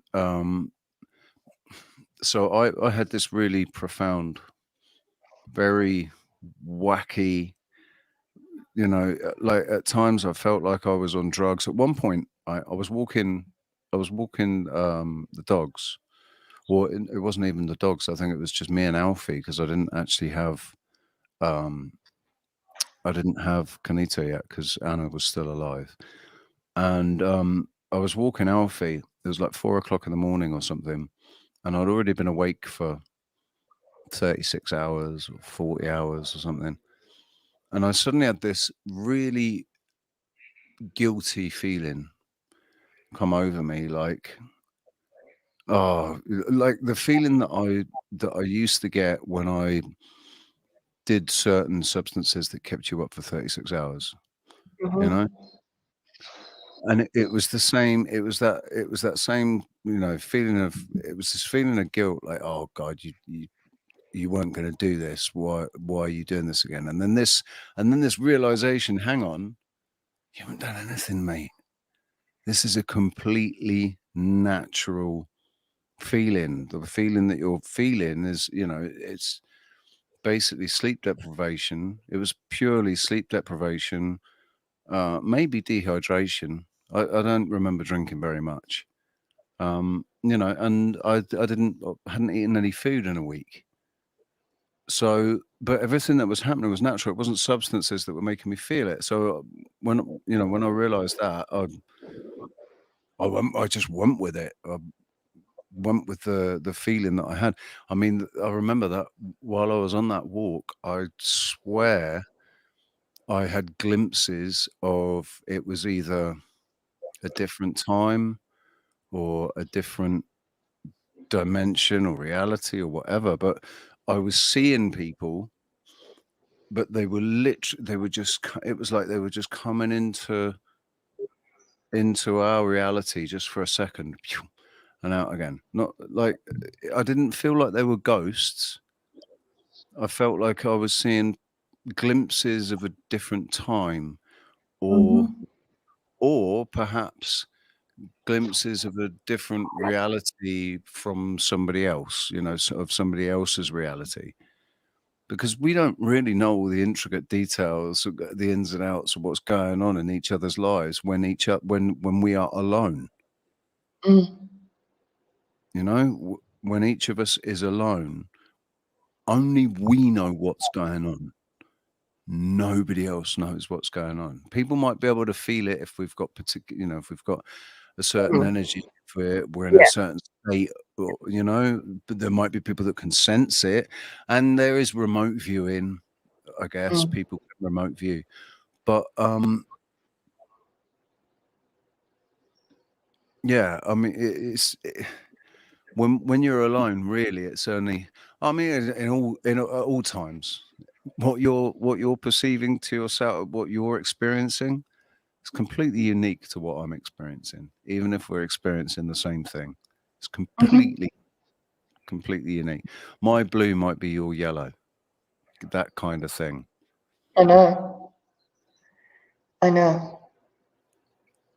I remember trying to get my head around that when I was about probably 9 or 10 years old. About that, how we can perceive things differently, how my blue could be your yellow, and trying to get my head around how that could be a reality. Mhm.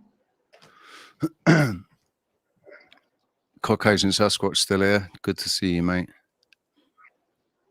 Did you want to jump on? Come on, say hello.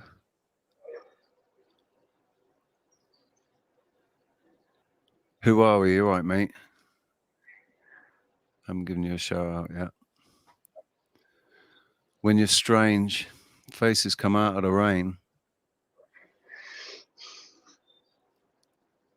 Well, isn't it Name.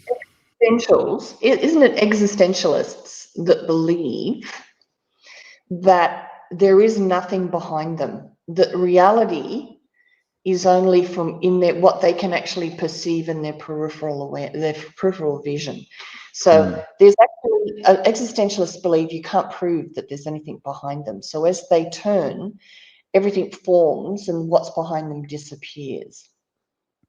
So that's another trippy thing that I read years ago, that's what existentialists believe, that everything exists only from their perspective.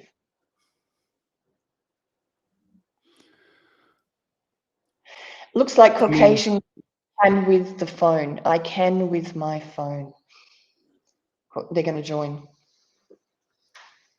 Have you got the links in the? I can put it in again.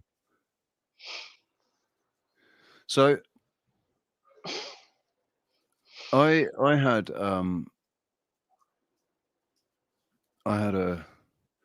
my download or my message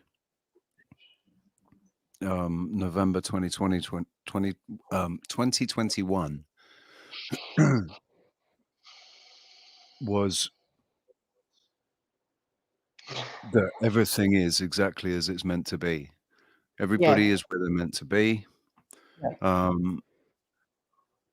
It was basically I have to own it. I know who I am, so I have to own it. And I think there's still something holding me back from doing that because I'm too aware of my ego. So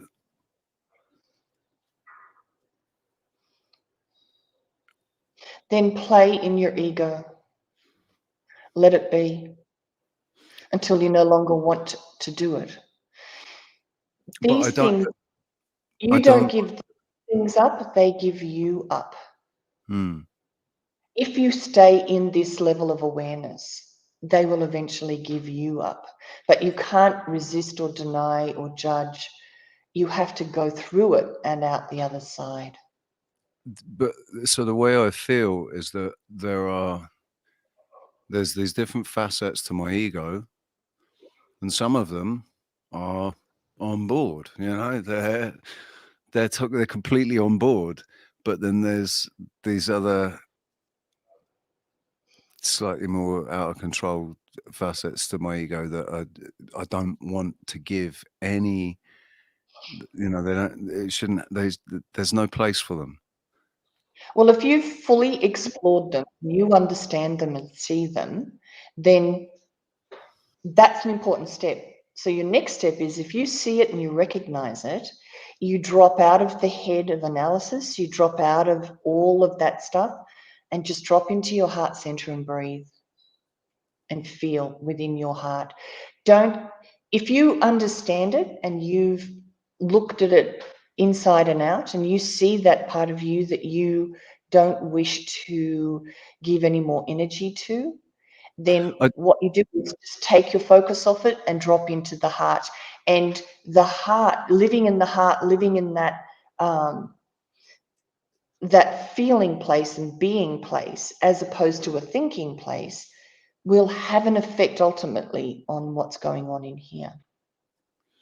Without you really doing anything to it, you just pull into some other aspect of yourself, and it will have an effect on that ego that you think isn't that ego, that part of my ego identifies itself as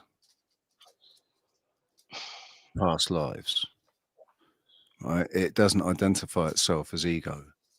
It identifies itself as righteous anger because of what's been witnessed by the soul over the last. So this is right. The message that I got, and I wrote a song about it. The message that I got but I still, like, now, over a year later, I'm sat here saying, yeah, but you know, that could just be your hubris, mate. That might just be your ego getting involved in this. The message was, I'll just bring Sasquatch in, that all of us that are all of us that are connecting and resonating with each other, and you know, we're all on the same path, resonating with the same things, like this, like it's some, we all seem to know, we've got this connection to past lives or whatever. We've been here since, at least since there's been a takeover. There's been basically the wrong people, and it was always going to happen. The wrong people saw an opportunity to take control, and they took control. And we are just, you know, we're it's been going on for a while, and the souls that we carry have been here since the beginning. We've been here a long time. Like, that's where that's where this facet of my ego feels like it's connected to that, you know, and angry. We was just so bloody angry listening to the things these people are saying, because we know that they're who they are and what they've done and why they're, you know, and what they're trying to do. Well, to simplify it, that is all true. Rotten things have been happening.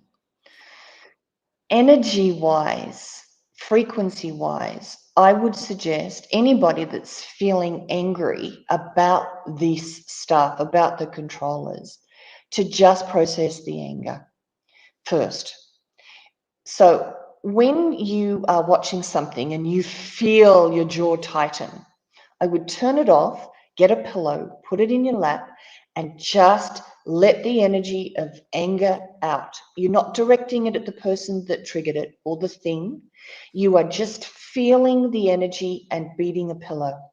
You are allowing that energy that for a long time has been too much to feel, has been too overwhelming or bad. You're not allowed to be angry. You've got to hold your emotions down and be nice and polite. So for the first thing you do is, when you feel the anger, is to process it by feeling it. And I've been to anger workshops where you lay on the ground and they have a mattress and they pull it up, bend it in half, and you kick the mattress like you get it out. It's in your shoulders, it's in your legs, it's in your body. So you process the anger without directing it at anyone. You May I shift make a the... suggestion, please? Pardon? May I make a suggestion? Yes. You have an awful lot of energy directed towards anger that you're expending in a extraneous way. Why not direct that energy towards something constructive, beneficial, or improving in your life instead of kicking a mattress? I mean, I don't, just to make things clear early on. I don't. It's not like I'm sitting here angry all the time. You know, I do. I like. So when what you were saying about when as soon as you start to feel angry, switch it off, and then experience that anger. I switch it off, and then I try and just change it. And you know, I think, oh, that's transmuting it or whatever. But I just try and I try and change it by taking the 30,000 foot glance at it. All, You know, all I'm now, saying is I let my haters be my motivators, and when they hate what I'm doing something right. And mm, why not put more effort into bettering myself than in bruising my shin or abusing an inanimate object?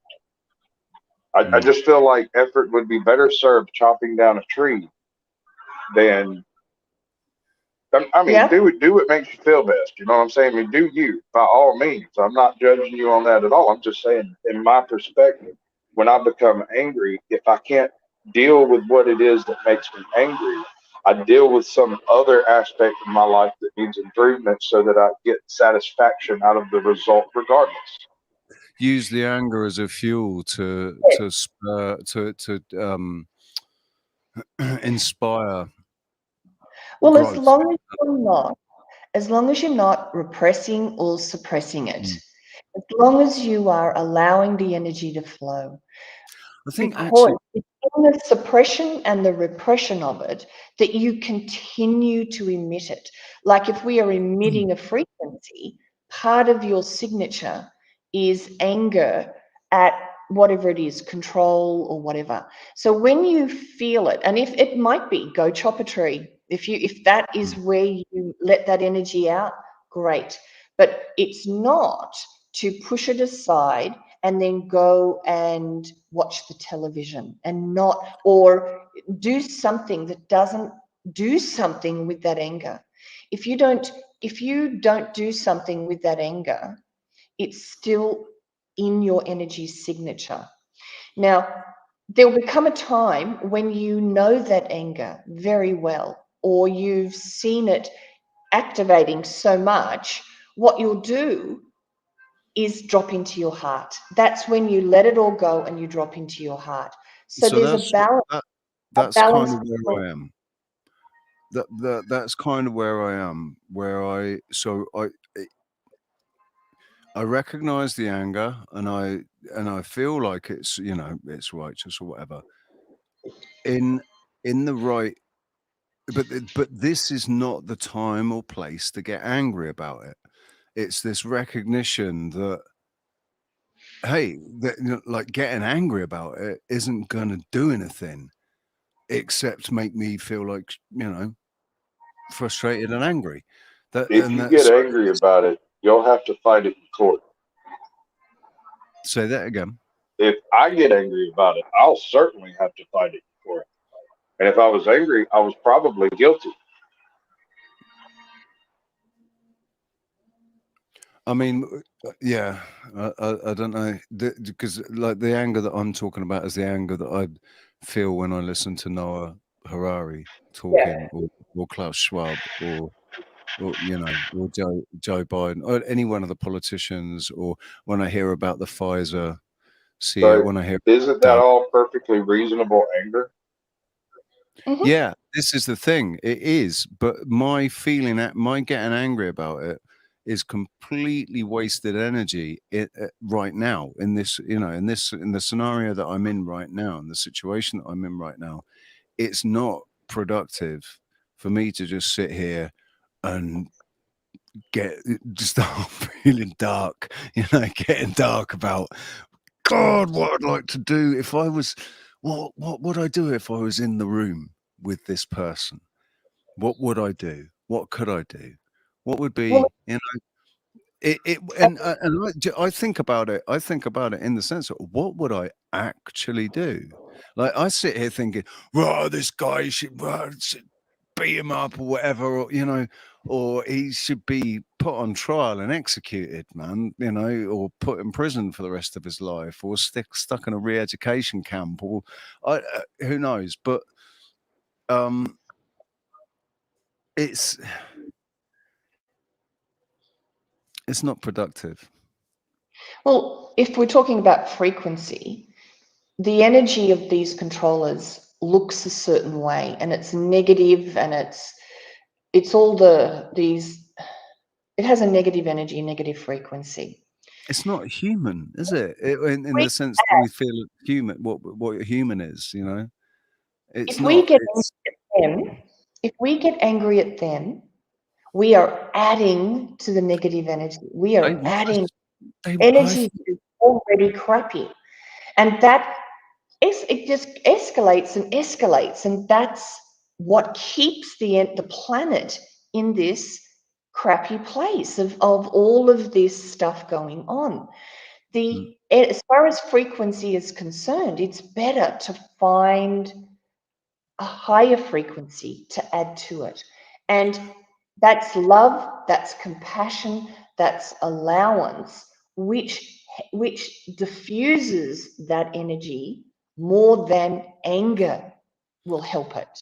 It's you can't fight for peace. It just doesn't work. You have to be peace. And I that's the same counter my thing. anger with creation.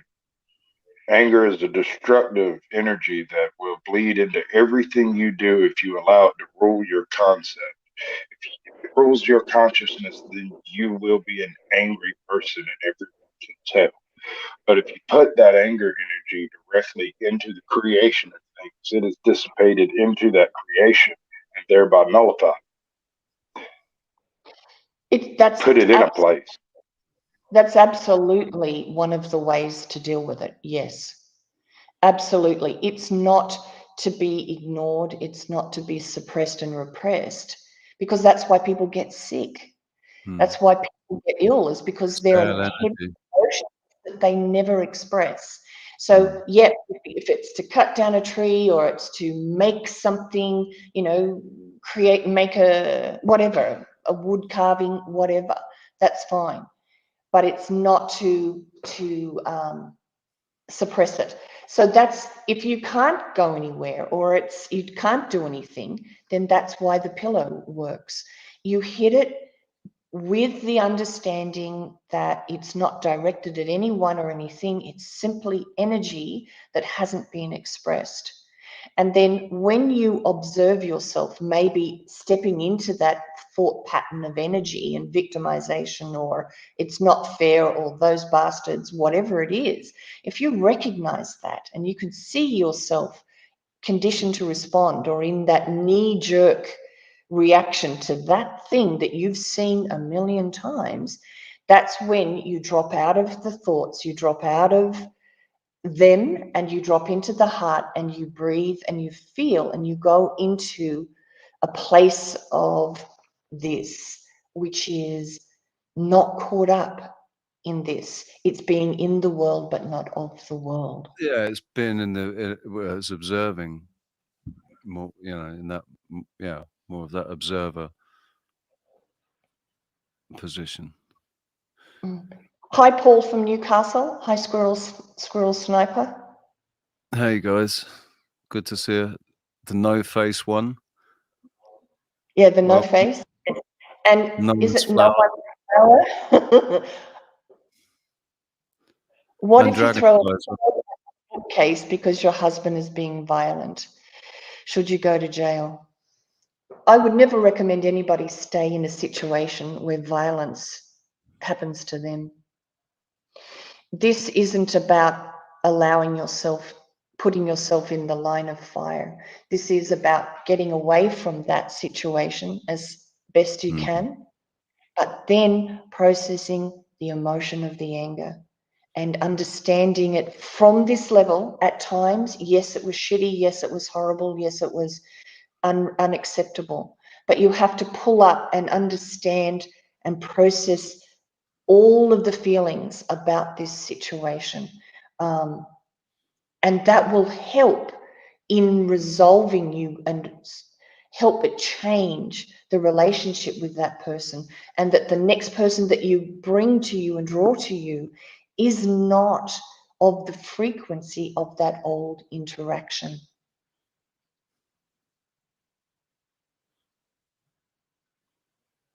That's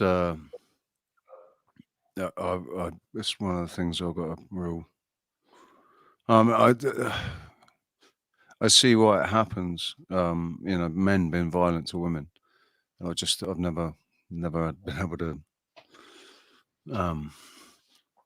One of my friends at school, he was a good friend of mine at school, and we left school, went to college.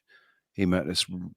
She was absolutely gorgeous, this girl, and I found out that when he was getting drunk and he was knocking her about, and I wanted to, like, I couldn't get in a fight with him about it. He was my mate, but that was it. I just wasn't going to be mates with him anymore. Once, it's like, I just couldn't, because I would have to hit him. You know how we handle that around here? That girl has probably been here for 4 generations. Probably. Not always. But even if she's not, she acquires friends that have been. And their uncles, brothers, cousins. They all get together one night, go out to his house, and take him out behind the woodshed, have a conversation with him about whether or not you put your hands on women. And he doesn't do it anymore because he likes not eating through a straw. Because when 20 people show up at your house and tell you not to do that anymore, and your mama stands there and watches them talk to you, you don't do that anymore. Yep. But that used to exist, though. That's something that's been kind of programmed out of us somehow, isn't it? We don't, because people don't look out for each other anymore. People have become so.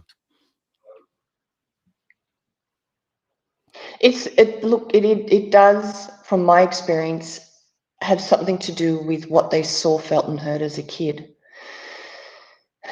So parents have to deal with their own emotions, their own stuff, before they ever have children. I mean, this is the new Man, earth. it's children having children. At the end of the day, what's been going on for quite a long time is children having children. So my mum was 19 when she got pregnant with me. I know how I feel about 19 and 20-year-olds now. I thought that there was a time when I was 10 years old, I thought being 20 was an adult. And you get to 20 and you think you're an adult. And then you realize by the age of 30, you realize at 20, you're still a child. I think because we're all meant to live longer, they've engineered it so that we only live for, 90 years. We should be living for 140, 150, 160 years. And so we're still children. Even if you wait till you're in your 40s, really, in the grand scheme of things, if your body was working properly, you'd be living for 150 years. So at 40, you're just a child, aren't you? You're in the first third of your life. So Yeah, nobody's taught what to do with their emotions. And we're essentially raised by dysfunctional people who were raised by dysfunctional people who were raised by dysfunctional people. who were This put stuff is through trauma, Yeah. by the controlling parties, the wars and everything. So I was watching Autodidactic and Michelle and Bernie talking. They did a stream yesterday or earlier today. It was earlier today that I watched it, and Michelle was looking at how basically we've been in this constant since 1981. It's been every year. The natural disasters, the wars, the terrorism, the boom, boom, boom, boom, boom, and it's just every year since 1981. It seems to be that's, and it's beyond, it's statistically noticeable. The increase in terror. Yes. Martin Leaker, how's it going, dude? Good to see you, mate. Yeah, we have flat thumbs. Yeah, flat thumbs, double flat thumbs, whatever. Yeah, it starts in childhood. We need to include in schooling classes on emotional intelligence. Right. This is so it's intelligence. It's exactly that. And I think emotional intelligence is far more important than intellectual intelligence. And it's one of the things that I like about Ken. Ken Wheeler. Is it Ken Wheeler? The Theorus apophysis. The tattooed monkey, as he calls himself. He says that what we've all been taught to believe is intellect isn't really intellect. That's actually programmability. really. It's not intellect. It's your ability to process in a certain way, in a logical way. The ability to process things in a logical way and quickly. Theory hypothesis, yeah. Is it Ken Wheeler? Ken something his name is. But yeah, emotional intelligence. So I've said like, oh, what's the first thing you have to do to function in this on this earth? What's the first thing that you have to do to be able to function properly? You have to balance. You have to learn to balance. You as a baby, you learn to balance your head, and then and you balance your body, and it's all about balance. But nobody ever taught us to balance ourselves emotionally. Yep. No one ever focused on that. We are bags of chemicals. That's really it. Every thought has a chemical and an electrical component. Every time your neurons fire, chemicals come. Can I be perfectly straight with you? You might be a bag of chemicals. I'm an everlasting soul. Y'all have fun with your chemicals, but I'm going to go out flying into the vasty, beautiful when it's all said and done. Y'all have good. It's only the vessel that is the chemicals. That's part of it's a chemical process that enables these physical, organic. You know what my pops would have said to that one? He just said, "Yo, mama." My mama wasn't a bag of chemicals, but your mama might have been. I'm sorry. Hormones. That's the way he rolls. Maybe hormones is about, but it is chemicals. We do have fine traces of metals, and I'm sorry, I am just poking a little bit of fun with you. I know I'm a bit triggering. I don't mean to be.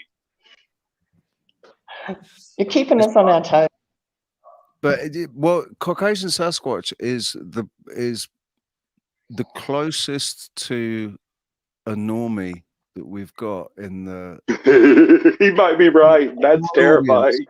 In my what I mean is, you're not somebody that's immersed you're not on YouTube because you've immersed yourself in this hero's journey for the truth and you're trying to proclaim the truth to everybody. That's not what you're doing. No, that's not it. I want to show people when you find the truth. Right. So y'all go look for it and find it out and then come back and tell me about it. I'll make a whole show. It'll be great. But even if you don't agree, though, you don't necessarily have to agree with the person. I have to disagree with you out loud either. We can hold our disagreements in peace. I do not behoove your opinion or even your beliefs. I have some pretty wild out there beliefs that might surprise you being a normie. Like, for instance, I believe that the myth of Atlantis is not of an island, but of a culture that lived at sea. So that when people encountered these folks, they would say, "Where are you from?" They would point at the ocean and say a word, because landlubbers could only think in the concept of living on land. They assumed there was an island. And I believe this culture was wiped out at the very end of the Bronze Age and were the quote unquote sea people that attacked all of the Mediterranean and the South Asiatic. I think it was the development of city-state navies that triggered a military response from a matriarchal lineage of boat people that basically lived like mobile nomads on the ocean. Sound nuts enough for you? Do I fit in yet? I think I just I don't think they definitely they were seagoers, but I do think that there was land in the Atlantic Ocean. That's what the Atlantic Ridge. There may have been. I'm not saying there wasn't. I'm just saying I don't believe that is the place of the quote unquote legendary Mu, Atlantis, Lemuria, you name it. I think that the legend of Mu, Lemuria, Atlantis derived from these sea peoples that were the nomads exchanging the information that you would actually be picking up from these stories. And so Egypt being in place for what, 3,000 years or 7,000, depending on the count of the calendar you want to use. These people were there the whole time, from the realization that, hey, there's other people out there, all the way up to the point where there weren't any other sea people out there, and they actually wrote down the transition of power that took place in the Mediterranean during the Bronze Age. They literally named these people those who come from the waves of the sea. Not from some land. They're not Argentinian. They're not Nazis. They're not any of those people that we know where they come from. They just roll up out of the ocean on Tuesday, burn everything.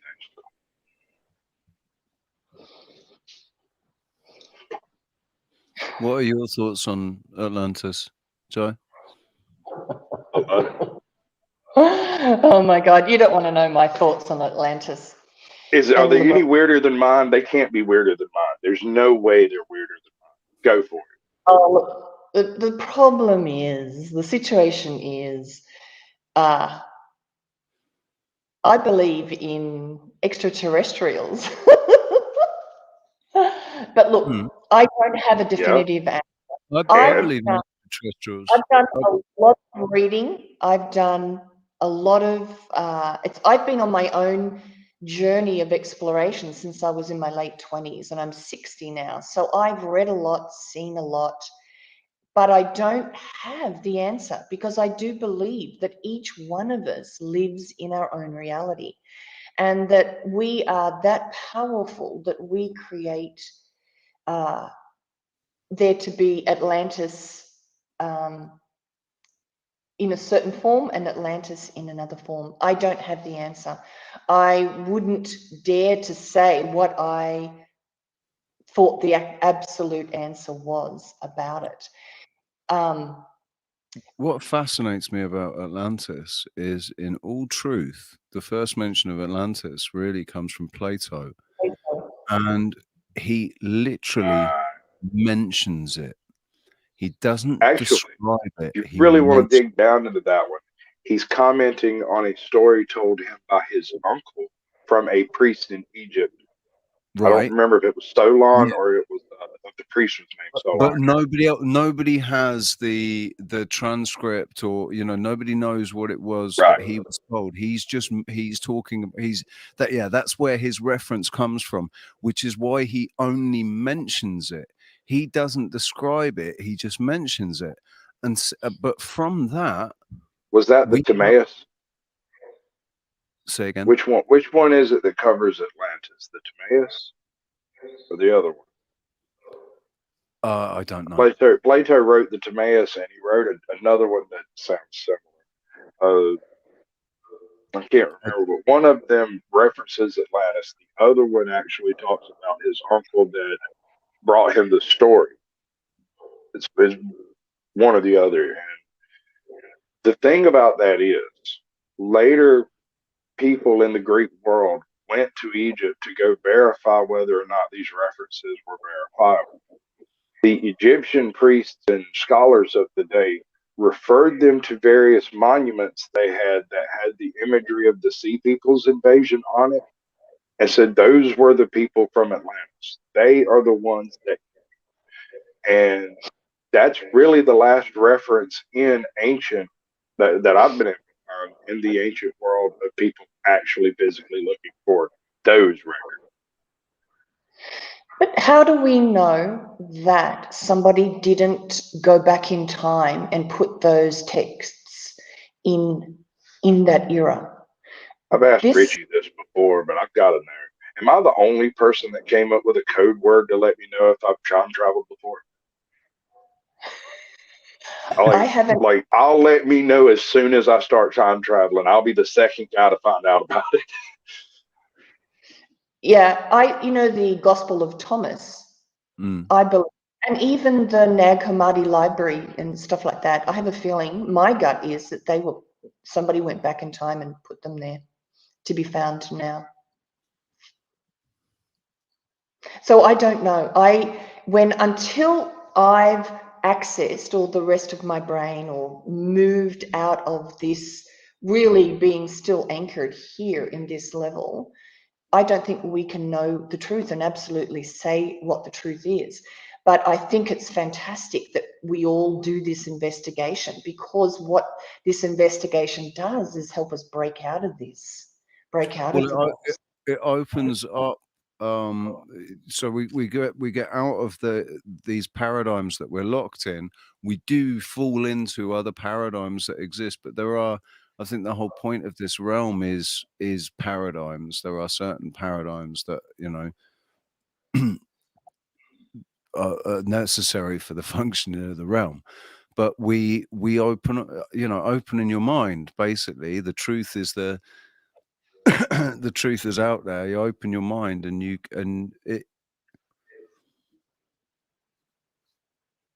it opens up everything, man. That was it. The truth will set you free. So, Well, there's a book that I read, Who Are We? Wrote, Maybe in the Future We Create the Past.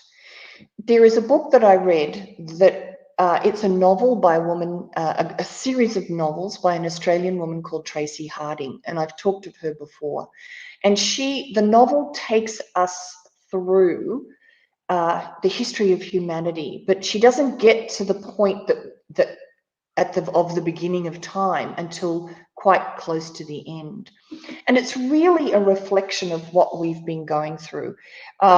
It talks about a mind virus, which we would talk about as the AI in this where we are now. And what they work out is these beings from this higher frequency actually brought in the mind virus into this universe. And they have to ultimately take responsibility for it.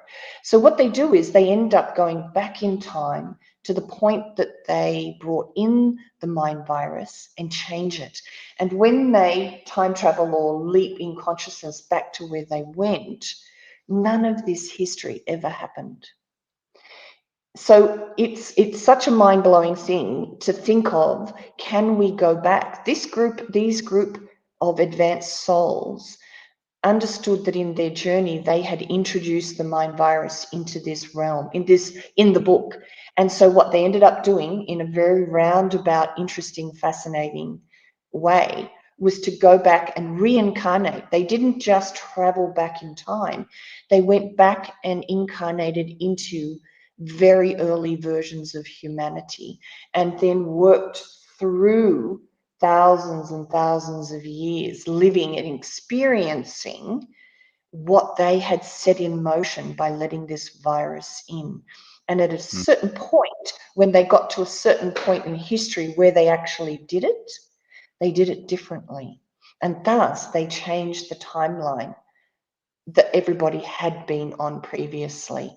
So these concepts, I think, for me, I just think we could ultimately achieve anything. We could ultimately have an effect on anything when we live beyond who we think we are, who we've been shown to be in this specific realm. so I'm just looking in the chat room. The Universe Galaxy NBA. Do you take calls? I have some topics I want to bring up. Is this some kind of conspiracy theory program? Do you mean this? This isn't a program. You're not watching a program. You're watching a discussion of minds. If there's a conspiracy theory going on here, or a conspiracy video, nobody let me know. They didn't tell me. So I don't think it's a conspiracy. I think it's a meeting of minds, not so much a conspiracy theory or otherwise. Because I have no idea exactly what the hell we're going through here. I just came up because, hey, how you doing? Well, pop it in the chat, Universe. What it is you want to bring up, and yeah, how long are we going? 2 hours and 40 minutes. I'm just thinking how long I've got left. Go on, Joe. I'm going to hop off. It's 9:30 in the morning, and I have to get on with my day. No worries. No worries. It was absolutely lovely to meet you. Lovely to meet you, Sasquatch. It's it's so fascinating and interesting to have all these, for me, to have all of these conversations and start looking at it from all these different angles, because it does broaden our reality, broaden our experience. We've all got skin in the game, and we've all got something.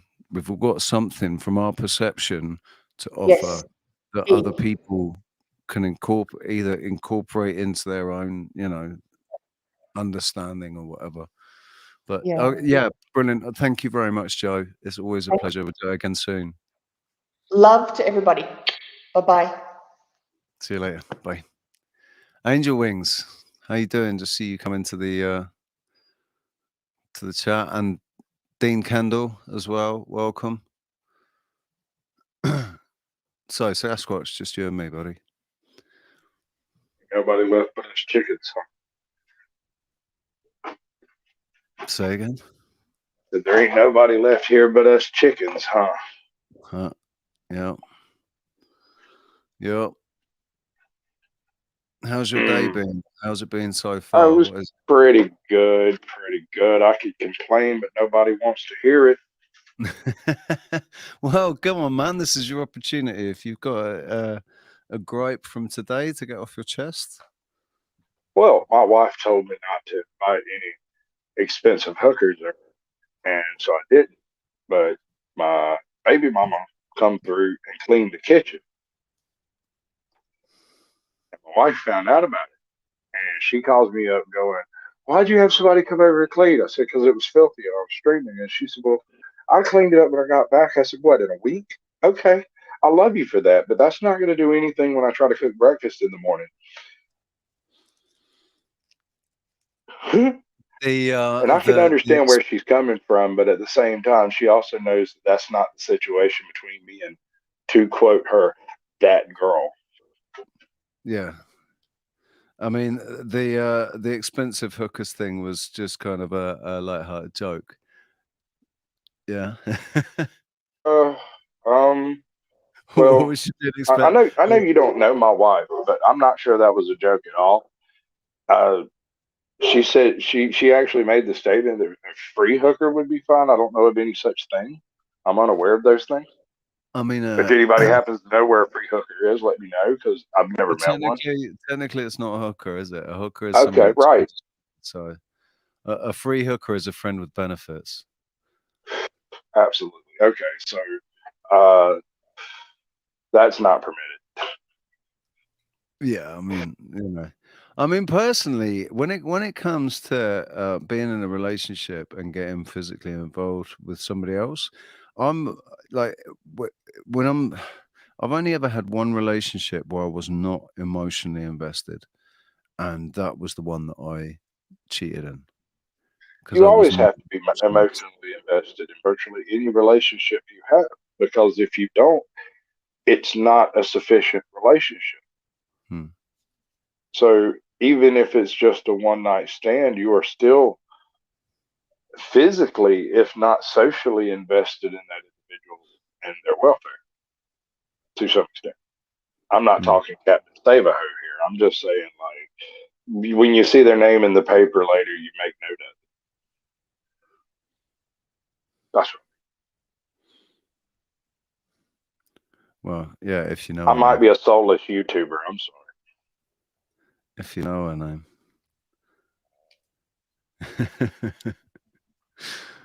I'm pretty sure I've known the name of every girl I've ever slept with. And to be fair, that term, slept with, yeah, I haven't slept with all of them. Right. Not a whole lot of sleeping going on. No. And yeah. So, well, women relationships, I know I've accepted, and I'm grateful for the opportunity to realize that I don't need to be in a relationship. In fact, being in a relationship, it should, for me, it's just, yeah, it's too because of the way that I am, It's really important that I've got all my free will, just 100% free will. And if I know I'm in a it. relationship, I'm My not wife going to have. has this thing she does. She's done it since the day I met her. It has driven me nuts since day one. It's one of those things that was almost a deal breaker. She says, I love you with a specific tone, phrasing to inspire a response. And if she does not get a response and does not get her desired response, she nuts up. But I've tried to explain to her, yes, dear, I do love you, but you do not get to control my speech or when I utilize it. Hmm. And that seemed to freak her out. And I was like, that is a strange place to be existing from. Why would you control my speech ever under any circumstances? And all that happens when you I recognize that just in being at home with my mum and dad, when you go to bed, good night, sweet dreams, the things that you say when you go to bed they're just said automatically rather than with feeling, and getting into a relationship where you end up just saying things as a reflex, not, Because they're expected, not because they have any meaning. you know what I mean? Do know it. You want to when you say, like, when you say something like "I love you," it really is an important thing, and it should be given a lot more reverence than it is. Agree. It's you know. Say hello, dog. That is my moose. Gorgeous. He, No, he is, I love the way dogs look. It's the look I saw there was really. Are you going to put me on camera? Really? Come on, man. he's upset right now because earlier I was on the speakerphone with my wife, and she's supposed to be back sometime tomorrow, maybe the next day. And he heard her voice and has been running around the house looking for her ever since. So he's convinced I've got her hidden in my pocket somewhere. Right? Yeah. Come on. Where is she then? Yeah, right. Come on, pull her out of your shoe or something. Come on.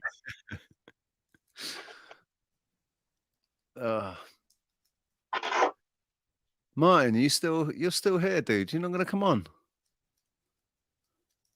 You don't have to. If you don't want to, you don't have to.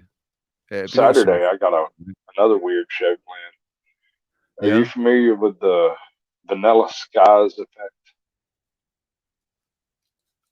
Autodidactic covered a bit of it about 2 years ago. I went and checked out what he had to say. Oh, about Vanilla Skies, the pictures, like where they, right. Yeah, right. So I went and dug up a couple of videos covering it. I'm not using autodidactics because it's a hair too long. That thing's like an hour and 10 minutes or something. I can't remember, 56 minutes. I needed something that was closer to like 15 to 30. Yeah.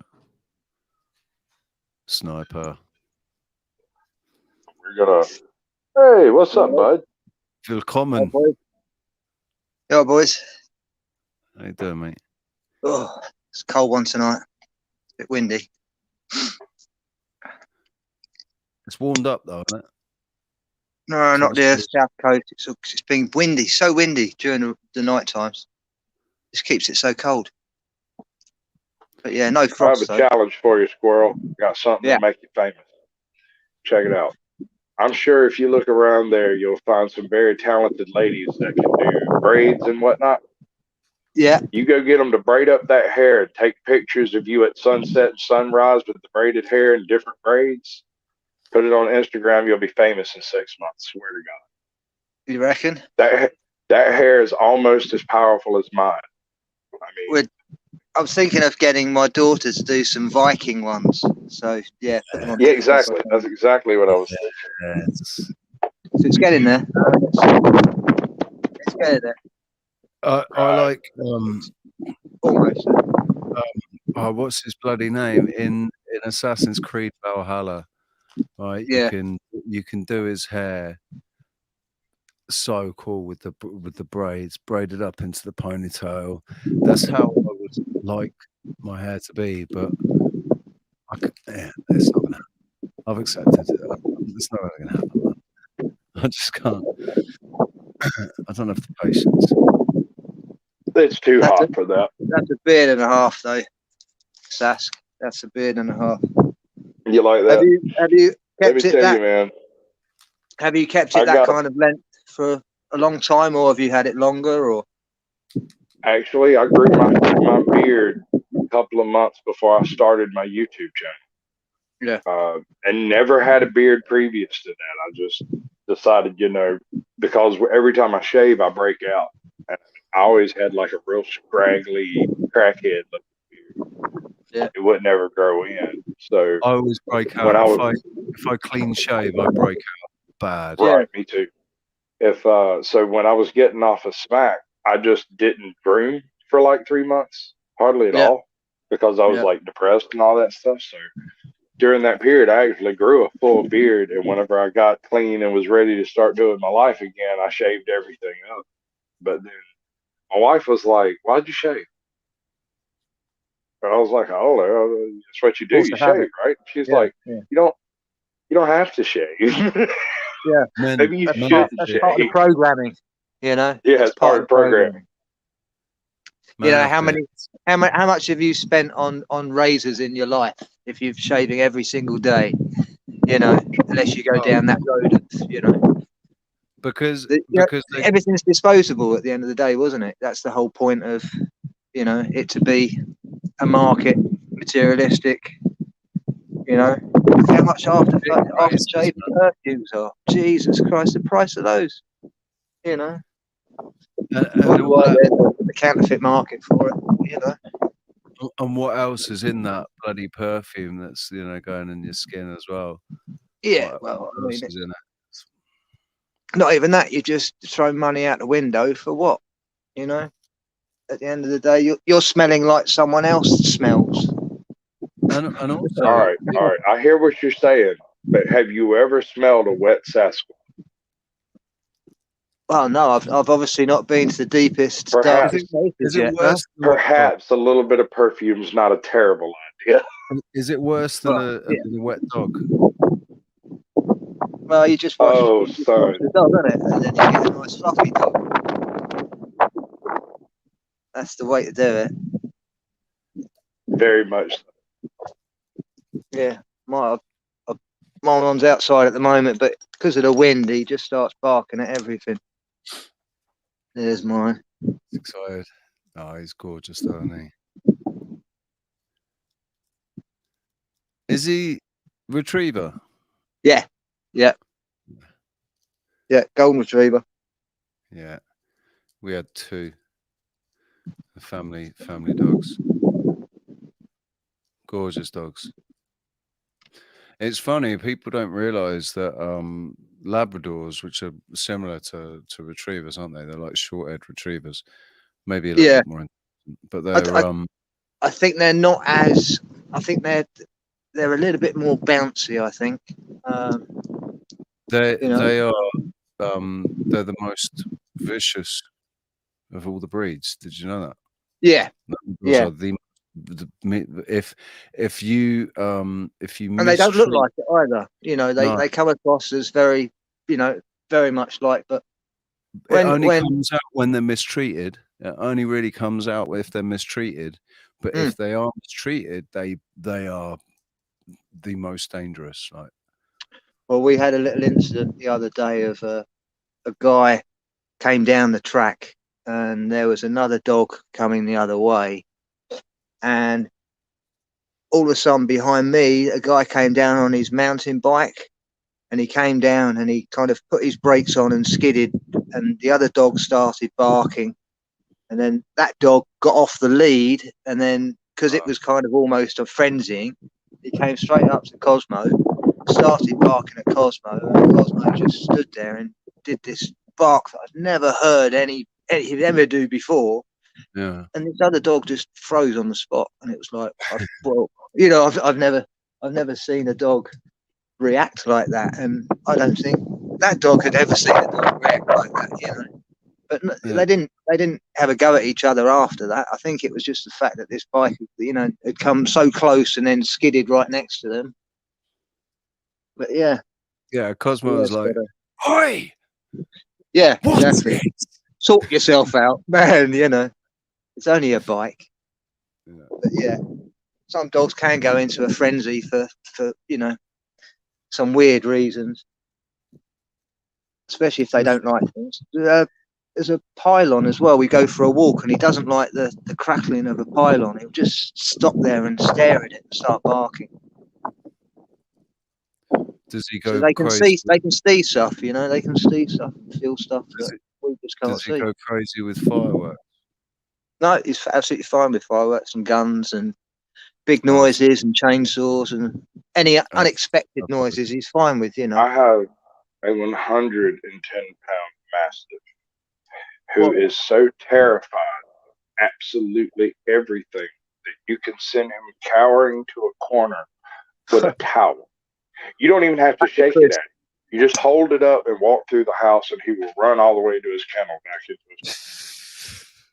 Wow. When he sees you hold it up like that, he's like, "No, you're coming at me. I'm gone." Yeah.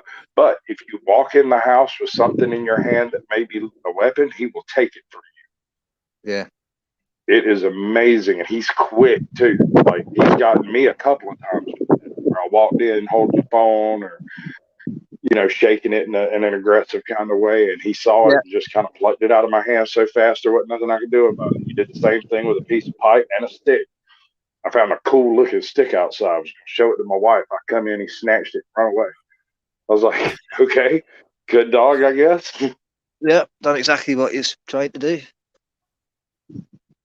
But yeah, I mean, we've not trained him to do anything really, but he knows when the postman's next door, you know. He's great, you know. He's got this fifth sense that every dog has, really. But he's, you know. Do you know, Alfie, months ago, earlier this year, Alfie just went really weird, and he was looking out of the window, and he wouldn't lay down. He was absolutely, and he just seemed like uneasy.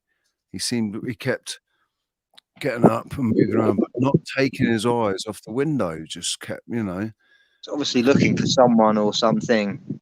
Right, no, and then I hear a radio, and then I get a knock at the door, and I open the door, and it's the police. Right, and they'd let themselves in to tell us that the door was open. The door was open, but they didn't need to come in. You know, it was open into the courtyard outside. But anyway, he sensed those police officers when they came down the end of the pathway. Like, well, you couldn't see them, but he knew they were there. Straight away, he knew they were there. Maybe he could hear their radios or something. You know, maybe it was something he could hear, or maybe he could just feel it. Maybe he could sense it. But he bloody knew. And a couple of times he's done it since then. And he's just stared at the window the same way and got up on the bed staring at the window. And I'm like, oh, fuck off. What is it? You're making me nervous again. Fuck off. I don't, don't want the bloody police out here again. He'll stop, you know, I'm just going for a walk and he'll just stare at a tree and I'm like, what are you doing? And I end up looking where he's looking. I'm looking, and he's spotted a squirrel. Yeah. You know, because when I'm out with him, you know, and I was like, you know, there's a squirrel, and I've teached him squirrels, and now he spots them for me. It's funny because, you know, Alfie's eyesight isn't that good. That's one thing I've noticed with Alfie. If I throw something for him, he's sniffing for it. Oh, and his sniffing as well. His sense of smell is terrible. He's gone straight over the ball, like before. It's terrible. It's really bad. But yeah, he doesn't. Sometimes if he doesn't see it, right, he can't. It's like once it's gone, or if I throw it too far as well. If I throw it too far, he loses sight of it, and he can't find it. Yeah. It's just Little leg. But he's getting on now, isn't he? He's in his 70s now. Yeah. In human years. Yeah. So early retirement. you were off with a dog today, Martin. What sort of dog? Probably Star Dog. Brian Evans, right? You couldn't be more correct. The if you look it up, you'll probably find that your local police station is actually it's a for-profit corporation. All police stations are for-profit corporations. So well, their end goal is to send people to the courts, isn't it? The answer to that one is in the name. They are not constabulatory. They are police.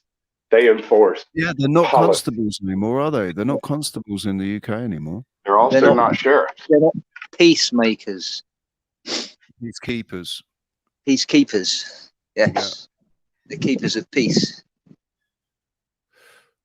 They're not even that now, are they? They're No, because they'll just stand there and if they'll watch something happen and then they'll act upon it. Ultimately, they're just mercenaries for either the crown or state if you're in America. Well, they'd be for hire as well, I'm sure. For the right price if you're in that situation as well. Get sweet deals with local PD to pay local PD half pay, and the city pays the other half, but only for overtime pay and only for time when they weren't otherwise scheduled to work.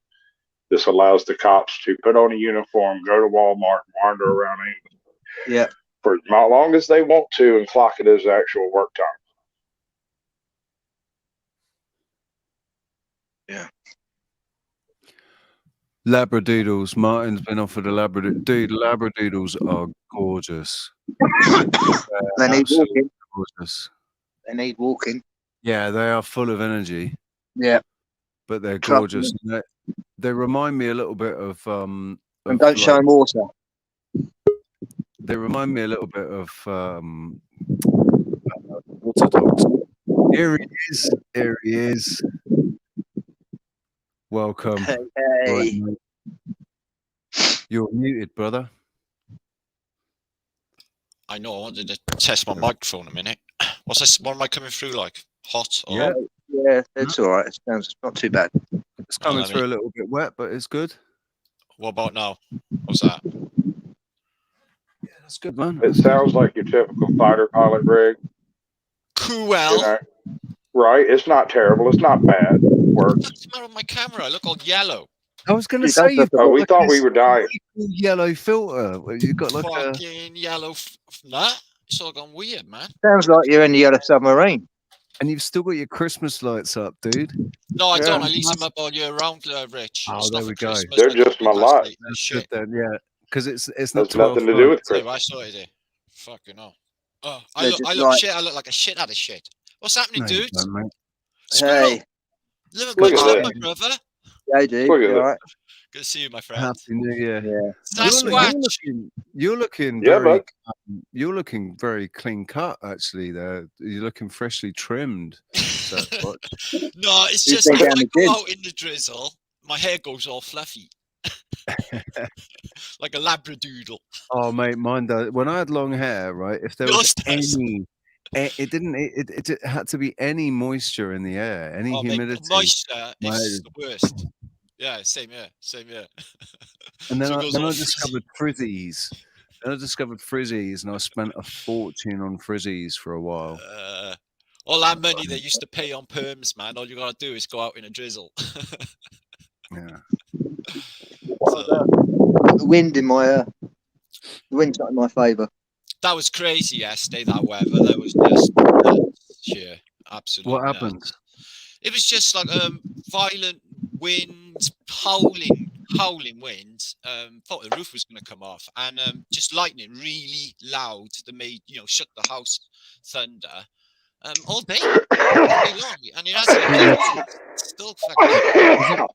Was it just the thunder, or did you see the lightning? Was the sky No, lighting man, up? my son lives next door to a BT telephone exchange, and he literally watched it hit the railings outside his window. Yeah, the rabbit nearly hit the roof. It was just like, what? That's a loud bang. Yeah, When it lands that close to you, it's like a crack. Yeah, I've been next to one when it happened. At the back of Lidl's car park, man, in a thunderstorm. Just, I'd literally taking a piss and going, I am the power. Right? Yeah. And it literally hit one of those, boundaries around a car park the cars smash into. And it was loud. We both went, whoa. Where I used to live in Newbury, I know Newbury. We had the River Lambourne ran down at the bottom of the garden. Nice. I was out one day. There was a storm that blew over quickly, and lightning came down right next to us. It wasn't that close to us, but it was like a 2-minute walk away where it actually struck on the other side of the river.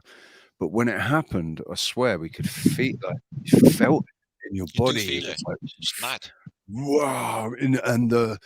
We were Energized. so fired up and energized. I was like, wow, what was that? Oh my God. Ran to go and find where the tree that it had hit. The thing had exploded. The tree had just exploded. It was mental. Yeah, people survive lightning strikes. Yeah. So if you can imagine going to war at that moment, and it's been planned, and you know that its storm is about to happen, and you use it in your favour. Yeah.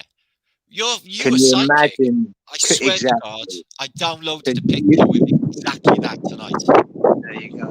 At home with the thunder and We lightning. are own gods, exactly. We can be our own gods by just tapping into what is there,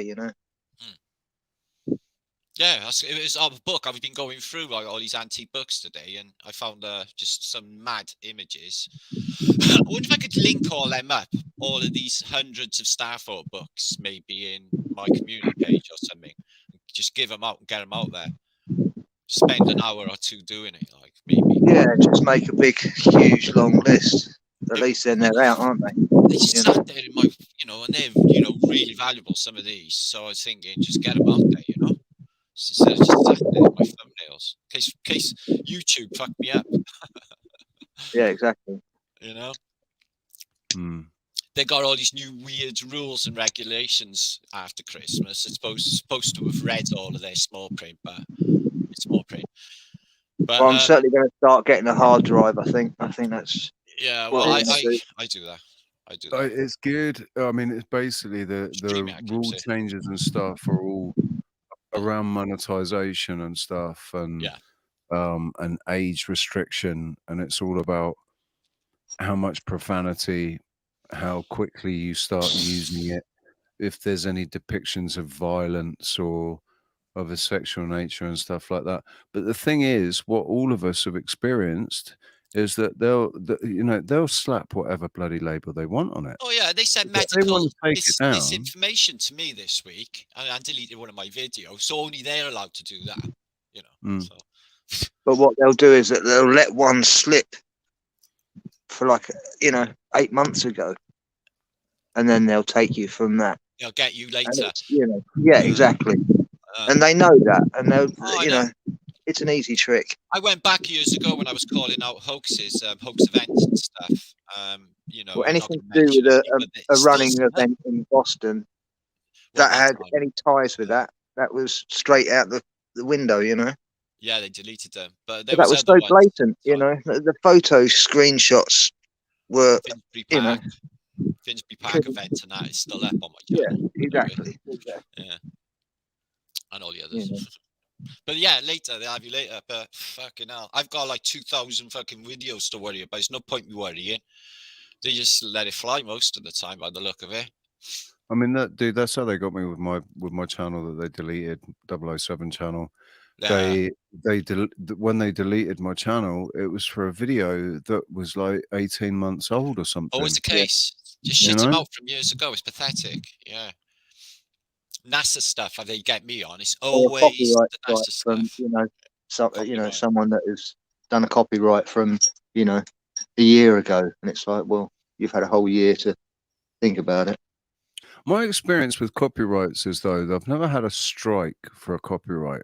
I've either been blocked in certain countries or just blocked from monetizing it. Right, but they still let it play. They don't give you a warning. Yeah, no, I get.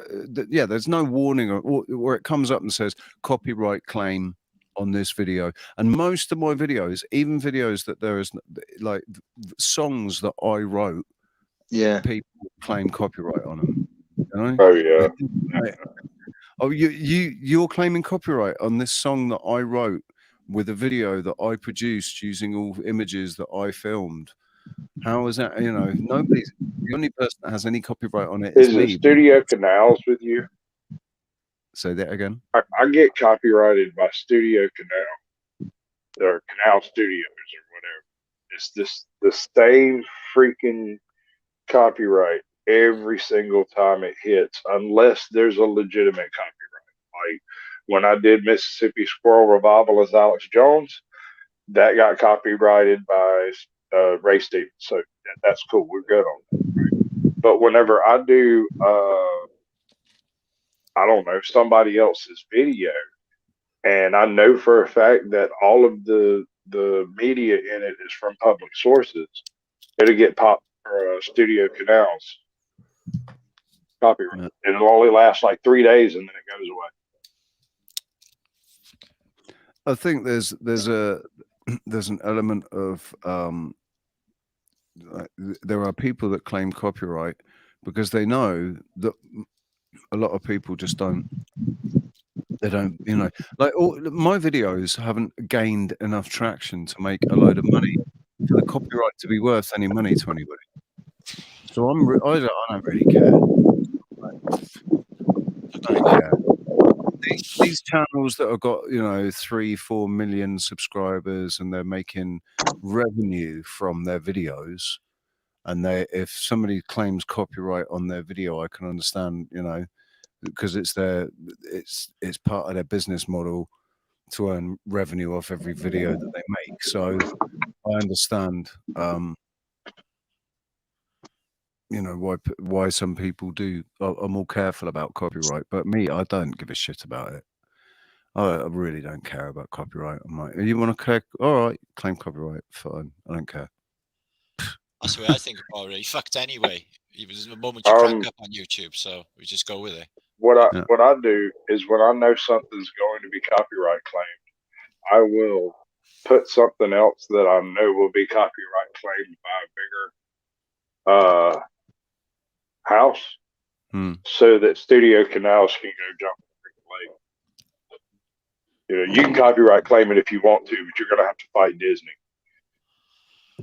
Yeah, good idea. Good luck. Yeah. Well, Disney don't actually. Disney are very funny about their copyright, mate. They've but the way Disney's going at the moment, dude. Look, man. If you've noticed anything on Disney at the moment, they're going downhill very, very fast. Oh, they've lost 100. I got copyright claim, straight up copyright claim for doing a Goofy impression. I made the voice and talked about killing all the commies and come on, Mickey, let's go get them. And they copyright claimed it and blocked that whole stream. And it took me a month to figure out what it was that had triggered it, because I'm like, why would Disney? And I watched the whole thing, was like, that makes no sense. And then it was like the third time I watched it, I caught that bit where I just broke character of my show and just did a bit off to the side for no apparent reason whatsoever. And it was a flawless Goofy talking about murdering all the socialists. I was like, well, darn, because that's actually an old YouTube video. I stole it straight out of what is it? Goofy and Mickey, the real story. Yeah. I think is the name of it, and it's this bit. It's this whole bit. I didn't make it up. I goofed on it. That's all. Blocked. God. Wow. How Wankers. butthurt are you? What how's life with you, Martin? What have you been up to, dude? Have you been out on the boat? Busy, Have you been out busy on the time. boat recently? No, man, not in this wind. Die. No, man. Yeah. Waiting for the spring to come. Too bloody No, just cold. working on content, working on flat a day. How far up north are you, Square? Me, I'm south. I'm Brighton Yeah. way. Oh, Yeah. right. Yeah, of course. Fuck me. Oh. Yeah. I got different stuff organised, and I'm going to. There's a convention I just said that I would do, which is up north in Northampton area, which looks really cool, and it's some big names going there, so that would be interesting. To do that. Going to hire my local pub. I've had a word with them. Yeah, get a few. You're gonna like when the spring comes a little bit better. You don't want to be doing anything. Have a little get together. Yeah, get the crew together, like, man, because we don't want to be estranged, man. Times are weird. So I mean, you look at how many people, you know, the epic times. the thing you did in Bristol, like you could completely fill your local pub, couldn't you? No No, problem. fucking, I could smash it in my local pub because the landlord like loves my ass. It's like 420. It's just no fucking problems in my pub. I'm telling you, there's no rules. And you could get probably about 100 people in the lounge. The girl in there, Shemaine, she said she would do a buffet. I'll lay a buffet on for everyone. I'll do something like that. And just get a Please crowd. get friendly with the local bed and breakfasts. There's not too many where I live, though. I live in a massive No. council housing estate, yeah? And it's just like none here, really. We haven't even got a fucking... That's the only pub in the area, and there's 35,000 houses. So, Any land, like anywhere, anybody, like have a little camp out. well, this is like actually in the car. This is what we're discussing, right? Is doing something like that. It's like I've actually been wording up like only this morning because I can get like PA, I can get bands and things like that. So I was thinking like, yeah, outdoors, no rules, because all of that tarty business in conventionals is just not. It's not for me. It's not for the truthers. It's not our thing, is it? It's not our cup of cha. It's all like. No, we're more free parties. Yeah, so we want to go in a field. Isn't We left the fuck alone. Make as much noise as we can. Big fuck off sound system. Yeah, a couple maybe. A little bit of fucking techno over there. A little bit of rock over here. That sort of thing. Maybe if you had some sort of if when people came, all they had to do was sign a disclaimer saying That if they die or have a just basically bud. just disclaimer saying, Do me a look, favor. whatever goes, this is, you know. I understand. When you I understand. when you get all this stuff going and you get it rolling and you decide where you're going to be, I want you to give me the exclusive grilled cheese runs. Like, you betcha. I'm good at Right? We'll just feed everybody grilled cheese until they're done. Oh, Charge grilled $1.50 cheese. a piece for them. It'll be a license to print money. Do you know, grilled cheese is the one thing that I feel like I have this connection with America with grilled cheese. It's called Welsh rabbit here. Grilled Welsh cheese on rabbit, toast man. is. Yeah. It's lovely. Inspired tonight. I can't believe we're talking about cheese on toast. That's Oh, what you mate. had tonight. No, sir. It is not cheese on toast. That is a totally different thing. Oh, We're I know talking that. about grilled cheese. The thing We had was, it cheesy was beans bread. here. Okay, it was bread, all right, and then it was toast with cheese on it. Well, yeah, that's almost cheese on toast, only not see, toasted. there's different ways you can do grilled cheese, man. And the way I like to do it, I actually like to butter the toast first and grill the butter, like grill the butter. Grill the butter a bit. Oh, then You have to use an actual griddle. Yeah, no, I don't. Yeah, you use it. See, you called it right. So grilled in the UK means under the grill. Is it a Mayweather? Whereas grilled in America means griddled. Right. Well, with a grilled cheese, you have to have a griddle to grill your cheese so that you can heat it to a constant temperature on both sides. And then you flip it enough to get it melted in the middle with a little bit of real butter. Dude, It's the breakfast of champions and drunk people around the world. Wow. Hmm. Wow. I think American grilled cheese is definitely the way forward, but in the UK, like I said, What's the ingredients? So what's the ingredients then? Sounds fucking beautiful. butter, lots of butter, Yeah. real butter as well. None of that bloody No, none of that willow shit. Olivia Lashing some big fat butter. Yeah. proper butter. I mean, Lurpak is good. It's expensive though. Jeez. Oh, I love Slurpak. That's my favourite. That's my favourite. It's slightly like salted. €8 a tub or something for It's like a that here as well. little tiny tub for €8, man. Yeah, that's posh Crazy. butter. Only posh people have that butter now. Yeah. I know. Times have changed. It's amazing the difference butter makes. Like when you use real butter, when you in an ingredients for anything at all, if you use real butter, the difference it makes is just mash. fucking Bit of huge. butter Yeah, in in some mash. Oh my god, I don't Oh. put milk or cream in my mash. I Oh, a just little put bit of butter. a little bit of milk I put in. No, I just put butter and I do butter, sometimes. I like a bit of milk. butter and pepper. The key with mash is lots of salt in the water. Yeah. Yeah. A lot of salt in the water. I feel like we've wandered into a territory I simply just do not understand. What English Can mash? someone define a proper mash? Because I think you're making moonshine, and that don't make no sense with this conversation at all. Potato mash, yeah. Mash it up with a masher, yeah. Oh, so And like then add mashed potatoes. butter. Smashed potato, mashed potato, whatever. Yeah. Oh, Mashed okay. potato. All right. Yeah, no. You know what a loaded baked potato looks like? Yeah. That's how my mashed potatoes look. We serve it. Just bigger. Well, it's just in a bowl instead of being on a potato. Yum. Bam. I never liked smash, man. Oh, they peel us with their steely knives. Smash, get smashed. Smash. Wow, mash get smashed. Oh, mate. Remember my mate's mum used to serve that. Used to go around his house and she used to serve As long as that. you don't get them unboiled and the little chunks and you've chewed one of them. Yeah, the little mash chunks. You ever had one of them raw? Smashed chunk? What, like the frozen mashed potato? Well, it's dried goods. It's dried mashed. Oh, right, yeah, right. No, yeah. I haven't. Yeah, it's disgusting. Yeah, Yeah. it's as disgusting as them.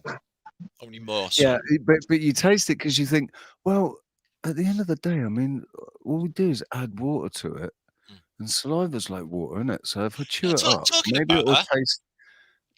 Yeah. Me and my son said this garlic butter looks nice. We'll go home and try it. And I basically made a sandwich of butter, put this garlic butter on top, and essentially what I made was a butter sandwich. It's like, this doesn't work. I used to make my own garlic butter. I used to make my own garlic butter, and I used to just toast that on toast. Used to just have garlic butter on toast. Lovely. Yeah, butter sandwich. Yeah. But unfortunately, I have no grill. I have no toaster. I have no way of making toast. You got a microwave? Yeah, but it's a microwave. It's just for microwaving. How the hell, son? You got to answer me a question right here, right now. I'm an educated microwave chef. How do you toast with a microwave? No, you don't. That would be completely impossible. It would explode or some shit. Well, no, it doesn't. That would be magic. Chewy.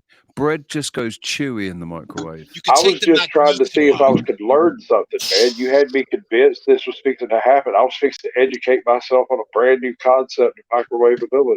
If you get a bit of tin foil, put it either side of the bread, put it in for 20 seconds, no more. And then when it explodes, blow it out quick. That's it's close to your eyebrows, lovely.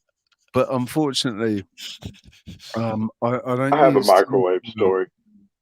I have a real dumb microwave story, but it's not about this putting is your stupid. in the microwave. This is the most retarded thing. All right. Well, so I had a buddy of mine. Will it make us laugh?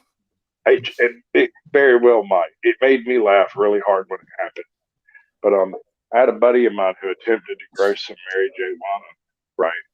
And he managed to get a little plant just barely big enough to say that he rolled a joint on it. That was about all he got.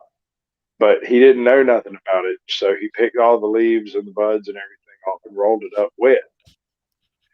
And he doesn't tell me. He brings it over to the house and he walks in and goes, "Dude, I got a joint." And I'm like, "Okay." So I try to light it, it won't light. And he's like, "Well, I haven't dried it out." I was like, "That's nuts." He said, "We'll put it in the microwave." Tosses it in the microwave for 10 seconds. It counts down 3, 2, 1. It freaking explodes. I'm not even joking. You know how it does the weird little pop when there's nothing in there? It did one of those, but it did it on the very end of the joint. He reaches in and grabs it, and it burns him. He throws it in the air. I catch it, hit it. I have smoked a joint lit by a microwave oven. Wow. That's rare. It was crazy, dude. I saw it happen and was sitting there hitting it. I went, "Nobody's ever going to believe this shit." It was terrible. It was rank.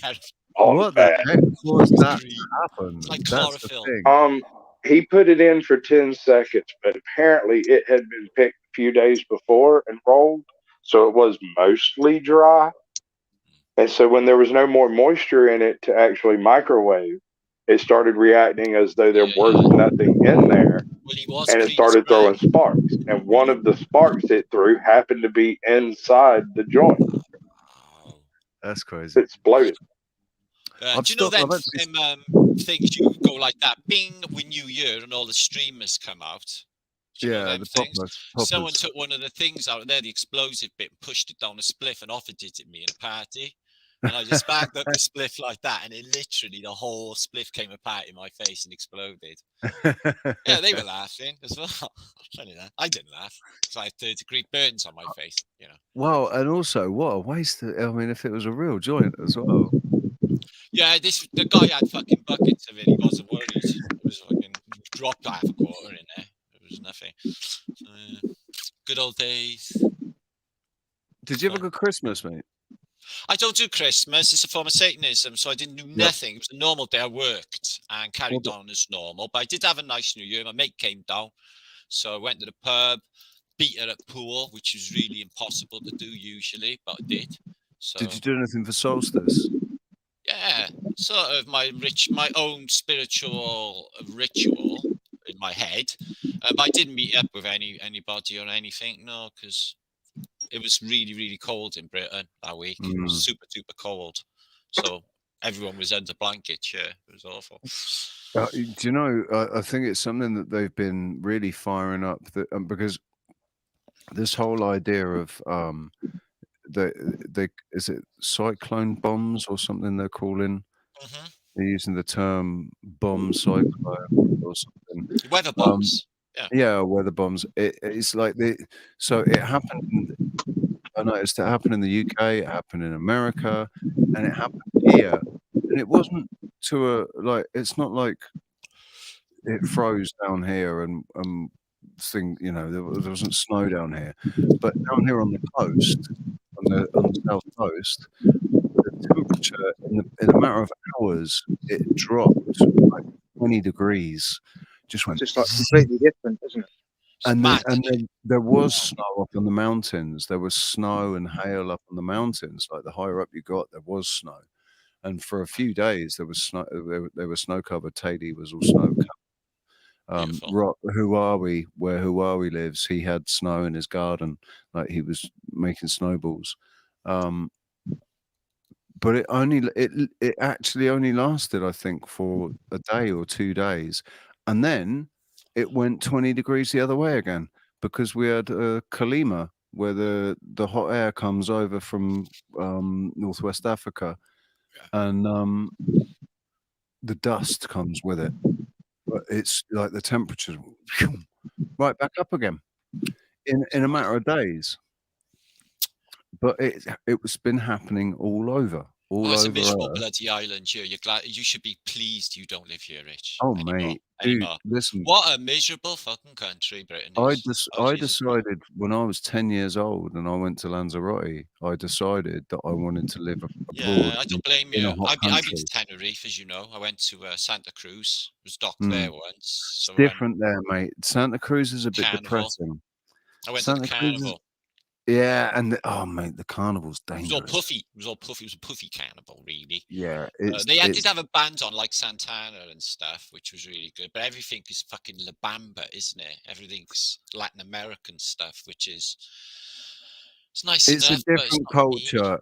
It's their carnivals are a different culture. It's It sort of is.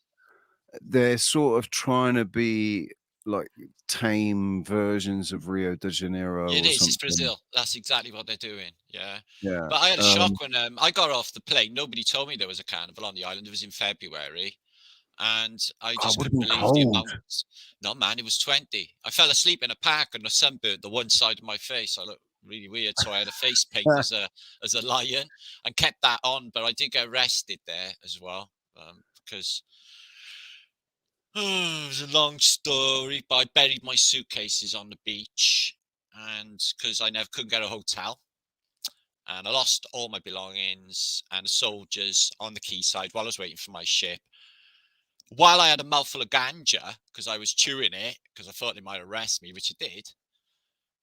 But they took me into immigration and that because I'm British, got away with anything, obviously.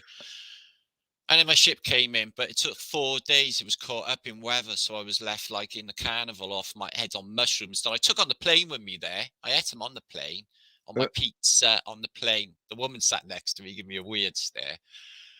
So I remember. That was a good journey, Rich. Lots more happened, but I can't go into details. Mate, I've heard horror stories. I've heard horror stories about the carnival here. The things that don't get reported because the carnival actually brings in quite a lot of revenue from tourists, and they don't want to scare the tourists off. But the crime rates, the rapes and murders, the amount of people that are killed at the carnival is crazy. That's why I don't like crowds and all of that. I don't like all that energy anymore. I'm finding outside of the truthers, if I'm in a busy high street or something, I'm like, they're all buzzing like fridges. It's just, get me away from these fucking people. Funny you say that. Sorry, Richie, funny you say that, but Notting Hill Carnival has always had that, you know, and it's part of the ritual, that people have to be sacrificed during the parade, know. But the floats, otherwise everything, it's not a parade. Otherwise, I know that y'all have very different parades than we do. Yeah. Well, when we have a parade, it involves people throwing out candy and people with old I've seen your parades like in like Macy's Day in New York. Macy's Day's crazy, isn't it? The Arnold Schwarzenegger one. Well, it's New York, dude. Parades in the UK haven't always been this Ferris way. Bueller's Day Off was a good parade. Yeah. Oh man, that was a brilliant Ferris parade. Bueller, Yeah. That's brilliant. That film. It was a great parade. Yeah. Trying to think what other Ghostbusters. That was a good parade as well. But the UK hasn't always been the way. Like the UK had, like the Queen's coronation and stuff like that.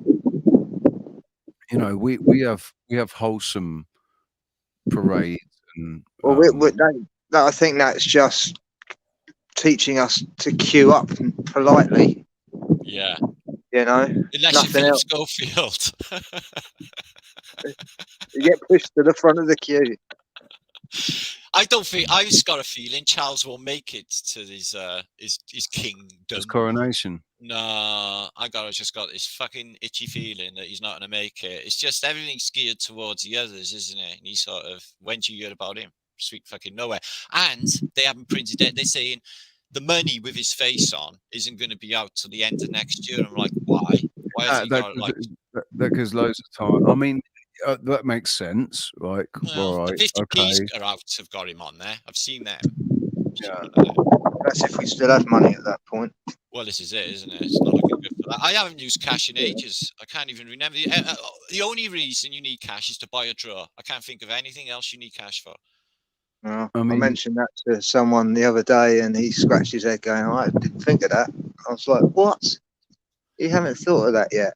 You know, So how are you going to survive? You know, how is the transaction going to happen from now on? You know." well, Exactly. the dealers will have to get one of those little cards slash things. But homeless Well, they people have can't, it, can don't they? They can't. Yeah. How are they going to? You know. Well, they'll have to, I don't know, find a way to. They're clever. They're criminals. Well, they no, can do something with it. I don't know, fucking launder, but whatever they do. I mean that was the thing about Bitcoin, wasn't it? About this non-centralized blockchain currency. Everything is traceable. Yeah, people are scoring. Or there was that guy in London, wasn't he? He was going around in a van. The police busted. Didn't they let him go? It just seems senseless nowadays. And yeah, with that Bitcoin, you can buy it to the door. It's delivered like by fucking UPS thing, and it's all medical. And it probably is traceable. They say it's not, but what the fuck? It's only like the police can't really do you if they're selling like CBD that looks exactly the same. It's like they got like all the flavors, OG Kush, fucking Purple Haze, and they look exactly the same. Gorilla Glue, all of them, but they're CBD, and they're legal, and they smell like it as well. So they're only illegal if they've got THC in them, aren't they? well, this is it. They can have a trace. I think it's 0.6 something or other. There's a THC a trace in them. So I mean, they're going to go legal. They'll have to. They just tax it. They're going to tax it. It just makes no fucking sense anymore, does it? I'm surprised that they haven't done it already, to be honest. But I think maybe that's just it's the establishment's pride that stopped them from doing it. Well, it's because Or- England are the largest grower of herb. Now. Yeah. You know, Well, medicinal cannabis in Europe. Europe, yeah. They And might have guess to who grows backtrack. it? Yeah. It's the husband. Sorry. Husband of the health secretary. Is that so? Yes. They get all I think the I'm juice ready, around dude. back. I think So I got yeah. it all set up. I have got the signed up to the free version of Melon to test the sound out earlier yesterday, I think. Yeah, yesterday. And the sound on it is absolutely amazing. So I'm going to try one of my shows on it tonight and see how that works. Supposedly, on the base pay version, you get, I think, 10 guest slots. And also all of the facilities you need to attach donation links and whatnot through Linktree and everything. And get this, unlimited destinations. What's it called? Melon. Melon. Melon. It's developed by some people that work for Streamlabs, and it's just like StreamYards. So it's browser based. It's browser based. Yeah, it doesn't happen on your device; it happens offsite. But it has a few hinky quirks, like where the guests appear on the screen is all kinds of weird, and I'm not sure exactly how to make that work as far as my show. And so I'm going to try it with my Chill in the Sasquatch series, where we go look at weird stuff.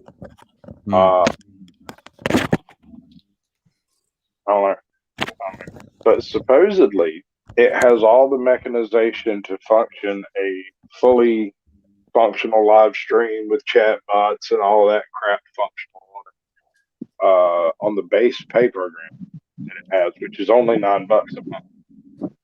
So less than probably less than $100 a year. But the sound is so awesome, dude. You know how in StreamYards, when you get two people talking, you'll have this weird percolator sound going on in the background? Mm-hmm. That weird little... Yeah. Anyway. None of that. None of So it. it's None. more like OBS, more like OBS quality on the sound. Yeah. It really is. It's more like a baseline. See, like I use Voice Meter Banana to bring everything into my streaming software. So the streaming software really doesn't have to do anything to my sound. It's already been metered and boxed and all that shit. It's already been done.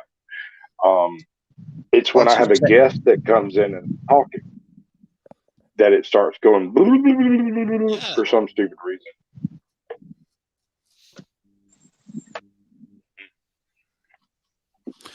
Oh, We'll see. Swing by and check it out, or watch it in the morning when you wake up, or however that works out, just to see what it looks like, sounds like, all that stuff. yeah, if your next show is going to be on using that, then I'll definitely check it out. It'll be in what time? 2 hours. I've found that StreamYard is definitely, because I'm using a Yamaha AG03 desk now, with a microphone plugged into it, and I've got the guitar plugged into it, and that's how I don't know if Brave and StreamYard have sorted out so that you can share audio.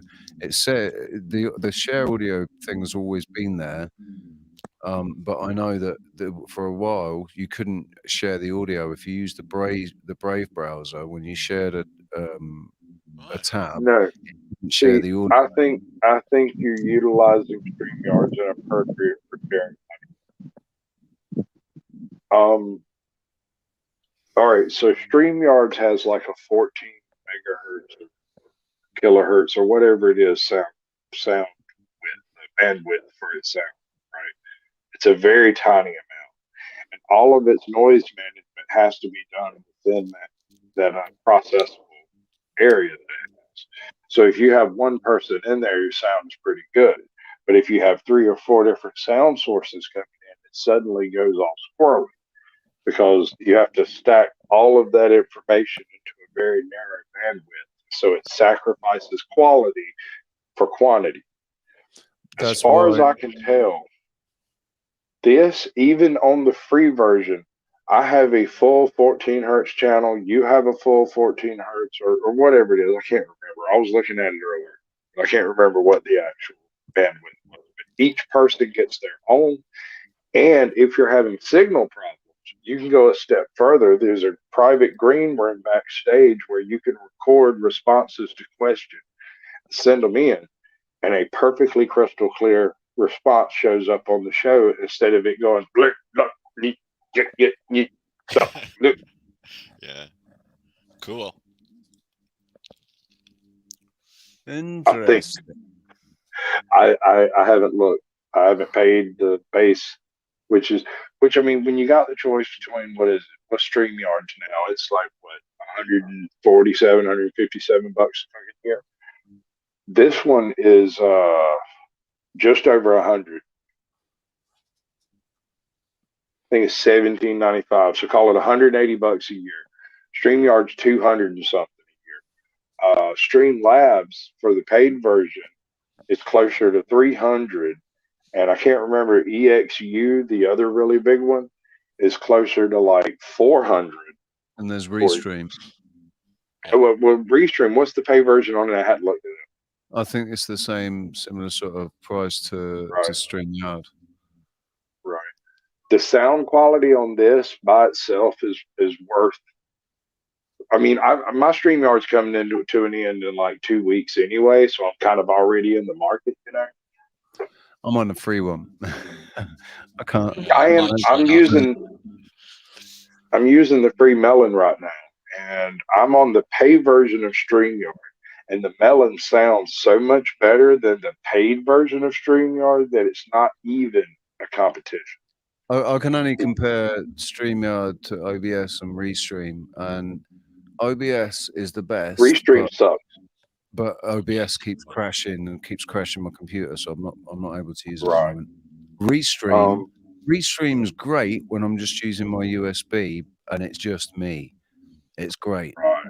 But it doesn't work with this AG03 desk. It doesn't work with it at all. because like I only got it to sound good once, and then You it see, just that's why I think you might be using some of that stuff wrong inside your computer.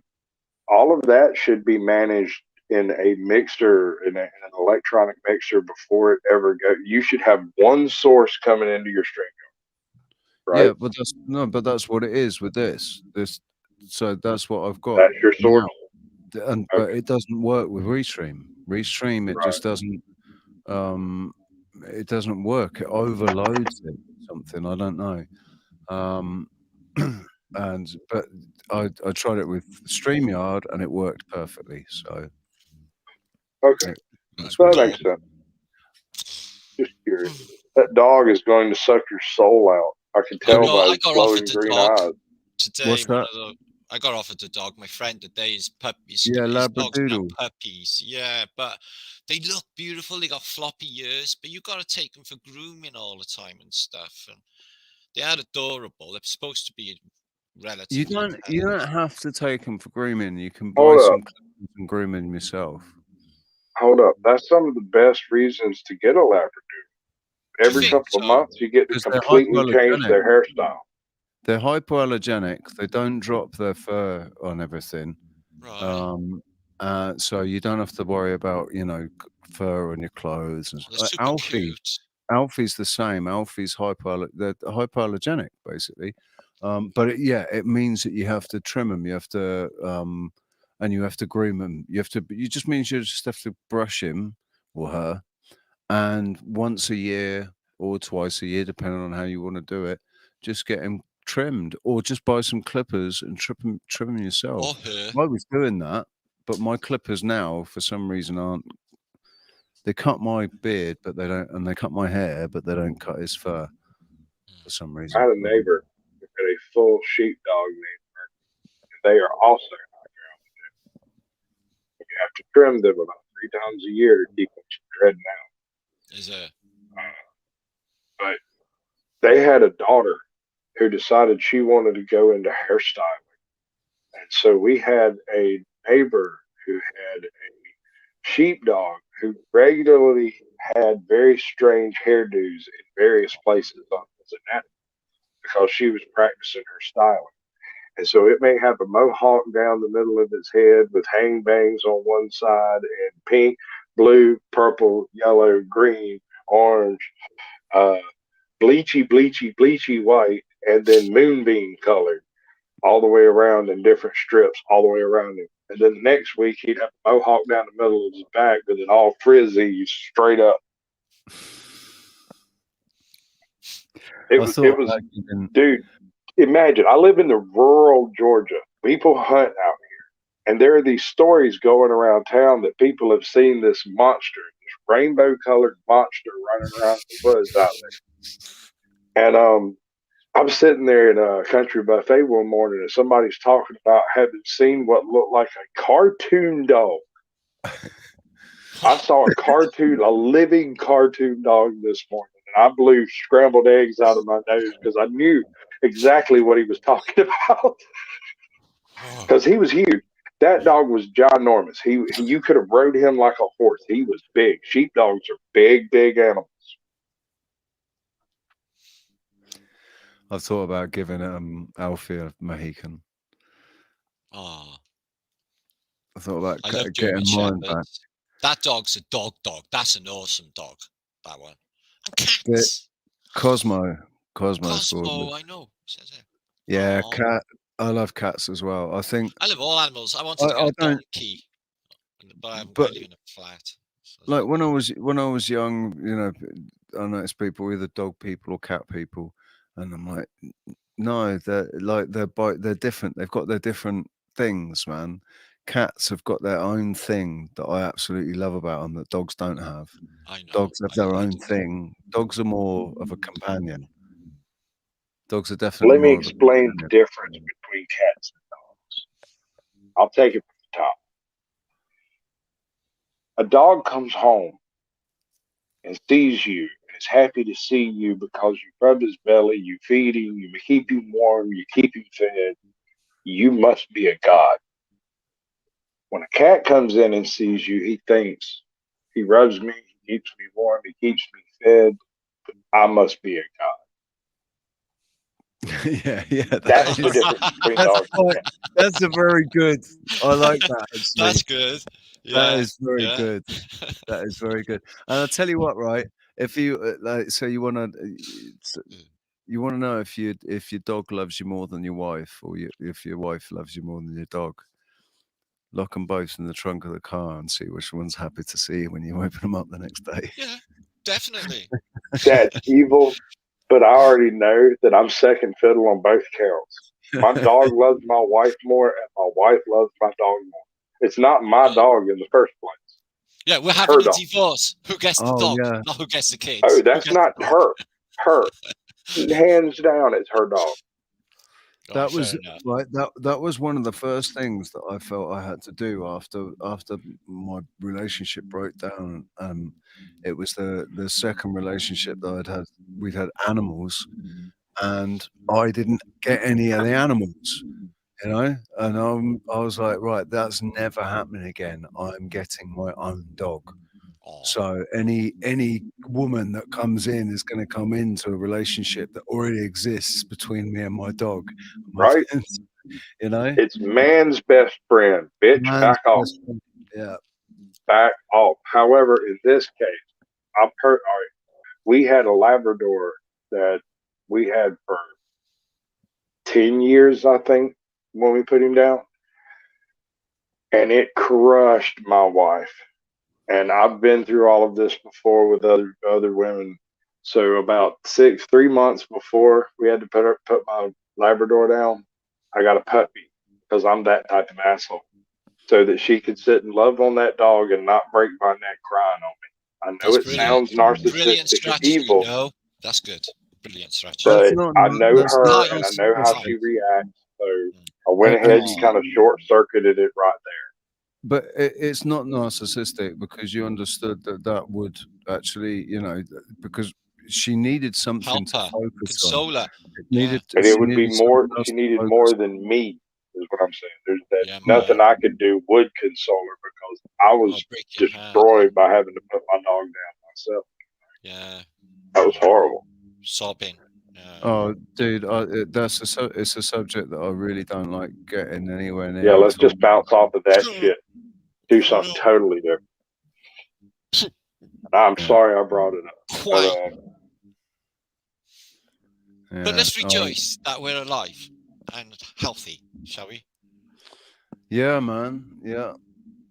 Yeah, definitely. I mean, the thing is, what I do remind myself is that all it is it's going to be another opportunity for me to let go, because and understand that I have to let go and just, you know, and then after a while you're able to just appreciate the time that you did have. The thing is, the fact is, dogs do not live very long.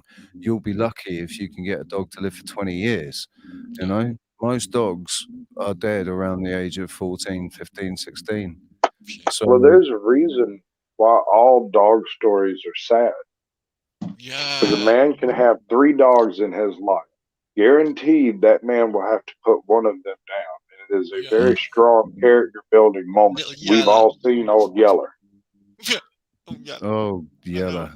Pitiful. I'm still scarred, mentally scarred from that film. Was criminal. I haven't seen it. Okay, but Don't watch it. understand that activity in that film that scarred you so deeply, imagine if you actually had to do it. Mate, I was sobbing my Yeah. ass off every time it came on. Of course. I knew what I was That in is a for every perfectly time. rational. That is a perfectly rational response to the end of Old Yeller. There's Yeah, not a so big, burly, it's crying. red-blooded American out there that didn't cry their freaking eyeballs out when And he that boy didn't do shot Old Yeller. anything. He didn't do fuck all. He didn't do anything wrong. It was just Yeah, like but you he were was to blame. infected. I know. There So was no hope. No hope. I'm pretty sure that I know that I don't have the only way I would be able to do it is if I was the only one that could do it. Right. there Well, that was- was the situation the kid was in. His brother was too young. His dad was bitten by the dog, wasn't he? Or did he die? I can't remember. He wasn't there for whatever reason.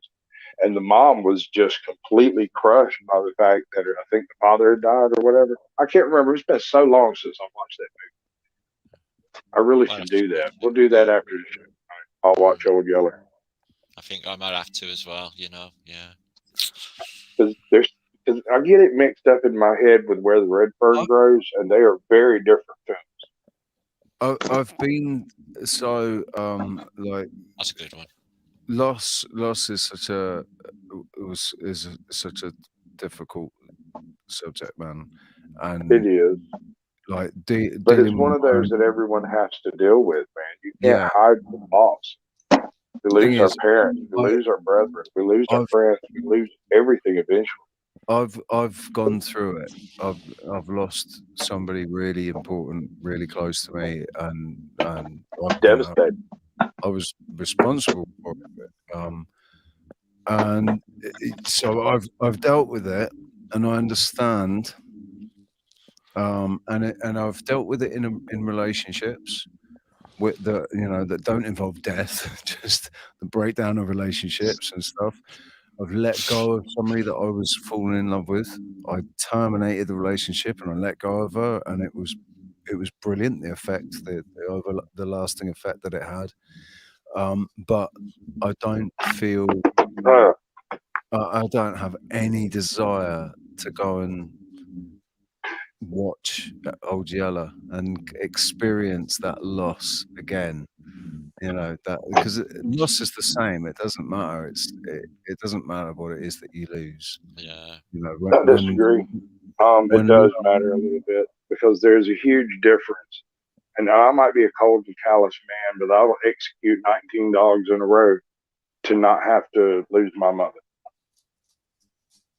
I'll line them right up on the wall with no compunction and sleep good that night, knowing that mama's okay. Yeah. I know. I wish my mother was still alive. It fucking sucks. I don't have the same, yeah, I don't have a relationship like that with my mother. I haven't seen or spoken to my mother in 11 It's all years. about perspective, isn't it? Oh yeah. Everything. Every single thing. You know. Exactly. I think at the time, if you have to, you will. You know, it's the humane thing that's inside all of us. You know, if the time is right, and Richie said he hadn't seen Old Yeller. So here's the circumstance the kid ends up in. His dog gets bit by a rabid animal and catches rabies. You don't want to see it suffer. And you have two choices now. You can lock him in a room until he starves to or dies of thirst or dies of rabies. You know, or you can just put him down now. I'd have him put down. I wouldn't put him down, but I'd have somebody else put him down. I'd take. Well, in his circumstance, there was no one else to do it. Yeah. In a circumstance where, like, in a situation where there was nobody else to do it, yeah, obviously, in that situation, I would do it. I was in Australia when I was 19, and we went in the outback on horses, and we were probably 3 days in, and one of the horses had broken his leg. Oh, man. And yeah, there's basically somebody had to shoot it. They had to shoot it there and then, you know. Oh God. And we were too far away. I mean, if it was half a day, he would have said, you know, maybe we could get the vet there, but you know, even then, the vet would have probably just done the same thing as well, you know. But because we were 3 days out, there was, you know. I mean, if it was back in the we had to think about how to get back within 3 days, you know. If you were in the stable or within, you know, within a day or a few hours of a stable or facility, chances are that horse again, you know, still be put down. Yeah, to be honest. I mean, I think it's a shame. Like if a racehorse breaks its leg, they generally just shoot it. Any horse, almost any horse that breaks his leg is put down almost. I think that's a shame. Because hundreds of thousands, and even then, it still can't stand up properly, and you know, the horse will never walk right again, and that is a horse's only purpose. Exactly. Oh, Yeah. It eats and makes new horses. And I mean, they get so heavy that a broken leg later breaks yeah, because they're so big. yeah, it's the weight, isn't it? It's the weight of Yeah. them that's the issue, because of the size of them. That's the issue. Like, if they weren't so heavy, because horses weigh a ton. Don't they? Oh, they're And more, gargantuan. you know, the big Shire Dude, horses, you know. when I was growing up, my neighbor had a 15-acre ranch. He kept 10 or 12 horses. And so I learned to manage and ride and all that stuff, knock out stables, the whole 9 yards. And he had this one horse that was given to him local military academy because it was unmanageable. Yeah. He named him Beelzebub and just fed him. Yeah. This horse wouldn't buck and try to throw you until you weren't expecting it. Yeah. He would rub up He was against waiting. poles, trees. If there was something hanging over, he'd duck his head and go under it, try to knock you off. But he would follow every order you gave him to the letter, to the malicious level of compliance. 2 steps to the right, yes sir. 2 Some steps sort to of the right. intelligence, some Yeah. sort Oh, of he was brilliant. intelligence That's what it was. there. That Super was, smart. Let me tell you how I broke him. How I broke him of all that, with me at least. I went out there at 2 in the morning one morning and sat in the stall next to him with Buttercup and talked to him. Talked to him, talked to him, talked to him. Next day, he scraped me off on a hay bale. So that night, I went back with some Guns N' Roses, played it all night long. You want to play ball? Yeah. And the next morning, he tried to scrape me off on a hay bale. And that night, I played AC/DC. And the next morning, he was the most placid pony you ever saw. He went through the whole routine without a single flaw, so he could go back to his stable and go to sleep. But he never threw me. He worked out by the third time. It was like, all right. Mm-hmm. Yeah, he never threw me. He never bucked. He never tried to scrape me off. He would see me coming and would just calmly take the bridle, calmly take the saddle, let me get in the saddle. We could walk around, ride around, run. One problem. If there was paint on the road, he would jump it like it was a fence 10 foot tall. If there was a shadow from a power line on the ground, he would jump it like it was a 30-foot fence. Weird. Dangerous too. Yeah. Perspective again. Yeah. He comes to a stop sign. Whoa. Yeah, no. I'm talking about the stripe on the edge of the road. Mm. So if you go across the road, you got to go across the white line, the yellow line, and the white line again. So he's like, kapunk, kapunk, kapunk. Yeah. Ow. Stick to If the you're dirt, still in son. the saddle after that, you're not happy about it. I love horses, man. When I was young, I went to a riding school, and there was a horse there that was too spirited. They said he was too spirited, basically, for me to ride him, because I was only like 10, 11 years old or something, maybe 12, and he was an Arab. And so I got a job in the stables, just mucking out the stables at weekends, and I'd go and talk to him. And every day I'd talk to him, and I'd go in, and I started brushing him, mucking out his stable, and they let me ride him eventually. One day they let me ride him, and never tried to buck me once. I was really, as a little kid, really proud of the fact that I'd made this connection with this horse, and he didn't try to buck other people, but he never tried to buck me. That's cool. Well, it's a great film. Great film with horses called The Man from the Snowy River. Oh, that is gorgeous. Dude, it is raining like a cow pissing on a flat rock in here. Oh my God, it's coming down. I What's just that? installed a metal That's all roof a about the couple of months Australian ago. horses. The I installed a breed of metal horse roof in a couple of Australia. weeks ago, and it is loud as hell. Can y'all hear that? When it Yeah, rains, well, we've just had a storm just now as well.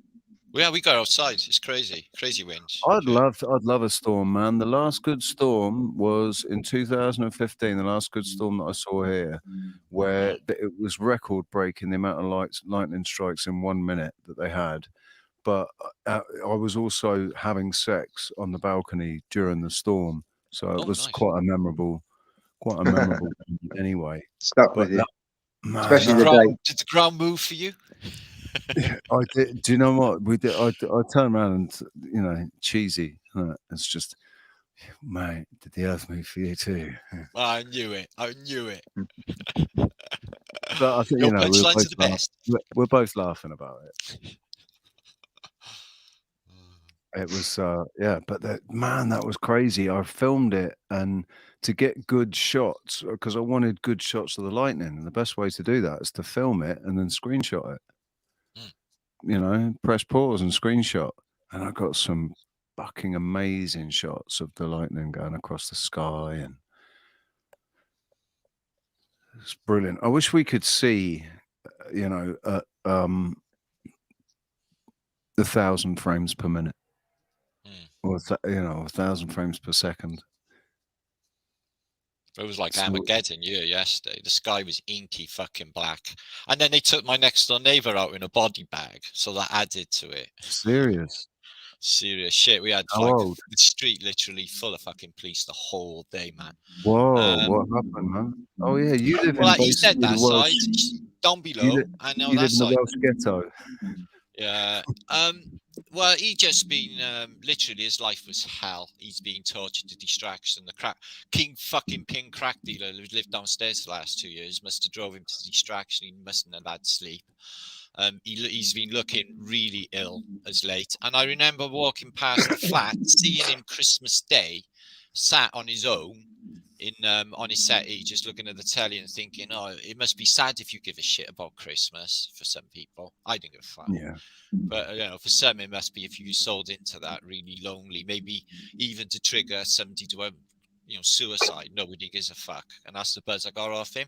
So yesterday, I'm in my room, and there's just this woman, and the most awful wailing with her crying, and then she was on the front door. Then when they were putting him in the van, in the bag, I walked past. I was on my way out to try and avoid it all. And the crying was just pitiful. It was going through me. And I thought, well, where the fuck were you when he was so lonely? And it occurred to me that she was crying for herself through guilt or something, because she wasn't there at the end, and it's too late now. And it was a real sad thing, really, to think about how many people just die alone with no one giving a flying fuck. I've seen a lot of it in this street since I've been here. I must admit, a lot of that. What's really sad is the amount of people that then take that experience and use it for their own, oh, for sure. My family are no different, man. They're all like that. If anyone dies, they're on about sharing out whatever's there, like rubbing their fucking hands, like they're doing a hand wash at the shop. They're like that. Yeah. All families, as far as I can see, are about money and capitalism, or what they can be left and stuff, is what I'm finding with that sort of thing. And also sympathy and stuff, as well. Me, I love a good funeral. I love a good. You wonder why some people leave hundreds of thousands of pounds to cats and dogs. Yeah, man, Battersea's dogs. Because they're better people. Yeah, because they're better people. They're just endlessly disappointing, aren't they, to us all? We're all good people here, aren't we? We got to suffer these fools constantly. The reading of the will, and all the family members get together, and no one gets anything, and they're all like, well, she's a bitch. I was like, well, when did you see her? Well, oh yeah, I'll get your point now and then. It's like, well, there you go. I've heard many stories of people gone there and got nothing. Yeah, I was like, well, what do you expect? You left her in a place to go on her own. But fuckos. Lads, I think I'm gonna wrap it Yeah. up. I've got. I don't know if you can see him. Alfie's going crazy here. This one I Aw. picked him up because Got to he's take the going walk, crazy mate. as well. Take him They out. need to Hello, go. Alfie. They got to go for Wales. pee, and I've just seen the time. It's nearly midnight. Yeah, it's midnight. It is. And I've been going for 4 hours and 10 minutes. Ow. So I'm I've going only- live in an hour. I'm going to be asleep, my friend. I'm I sorry. know, I'm not. I know all you crackers are on the wrong side of the world, but hey, y'all just know I'm holding it down over here. All right. That's good Nice to know. one, dude. Nice one. And I'll definitely check it out in the morning when I wake up. But yeah, to the chat room. Thank you very much, peeps. All the familiar faces and some Not new, voice.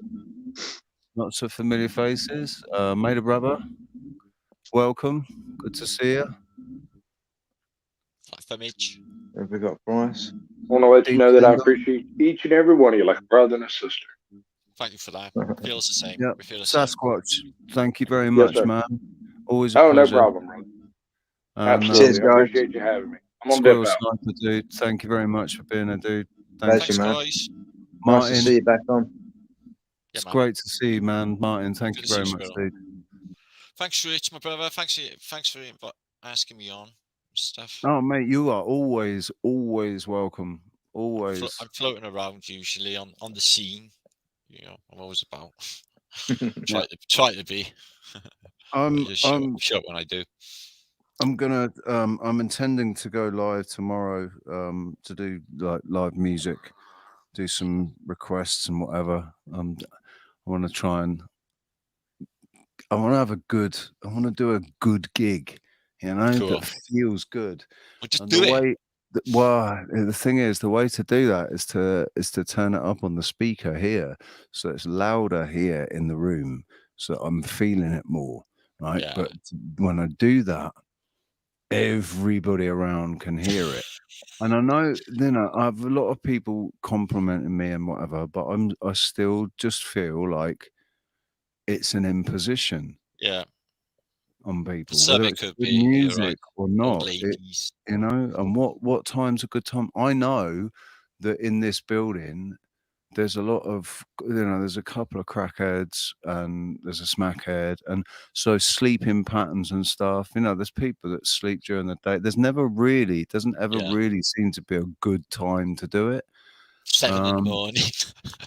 You know, and there's also the time difference. You know, for the US and Australia and everything. Yeah. The best time to do it would be either early in the morning or in the evening. But that's an issue doing that here, having it loud, you know, going at it full blast. That's an issue. The best time would be lunchtime. But yeah. Anyway, I'm probably gonna do something tomorrow. In the cupboard with some egg boxes. Egg boxes. Collect a load of egg boxes. That works. In the cupboard. Yeah, there's no cupboard here for me to do it in. I wonder if I could put some, if I could get some foam or some insulation and then put that on the walls, and then egg boxes on the. They work. Them screens they have in front of the drum kits to stop the lead singer being punched out. Yeah, they work. Yeah. They block the acoustic. Something like that. Something like. Go to a charity shop, find one of those things the ladies undress in front of. What are they called? The screen. Screen. A vanity. Is it a vanity screen? Yeah, whatever. Something? I don't know women stuff like that, but you know what I mean? Yeah, one of them. Fucking egg box it out. That's what I'm saying. Yeah. Just an idea. Only see him on martial art films. See you on the weekend. See you soon on the team. Nice one, Squirrel, my see you on the brother. Nice Rich. Much love, guys. I'll see you tomorrow. Thank you very much, peeps. See ya, boys. Let's start with the video. Take it easy.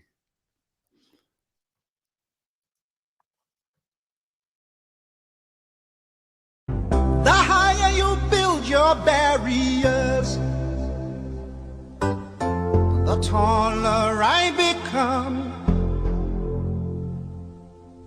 The farther you take my rights away, the faster I will run. can deny me, you can decide to turn your face away. No matter, 'cause there's something inside so strong. I know that I can make it, though you're doing me wrong, so wrong. You thought that my pride was gone. Oh no, something inside so strong. Oh, something inside so strong.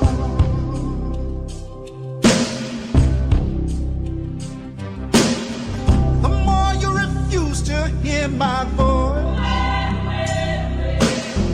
the louder I will sing.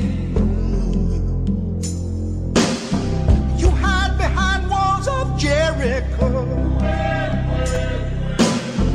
Our lies will come tumbling. Deny my place and time. You squander wealth that's mine. My light will shine so brightly it will blind you. 'Cause there's something inside so strong, so strong. I know that I can make it, though you're doing me wrong, so wrong. You thought that my pride was gone. Oh no, there's something inside so strong. Oh, something inside so strong. Brothers and sisters, when they insist we're just not good enough,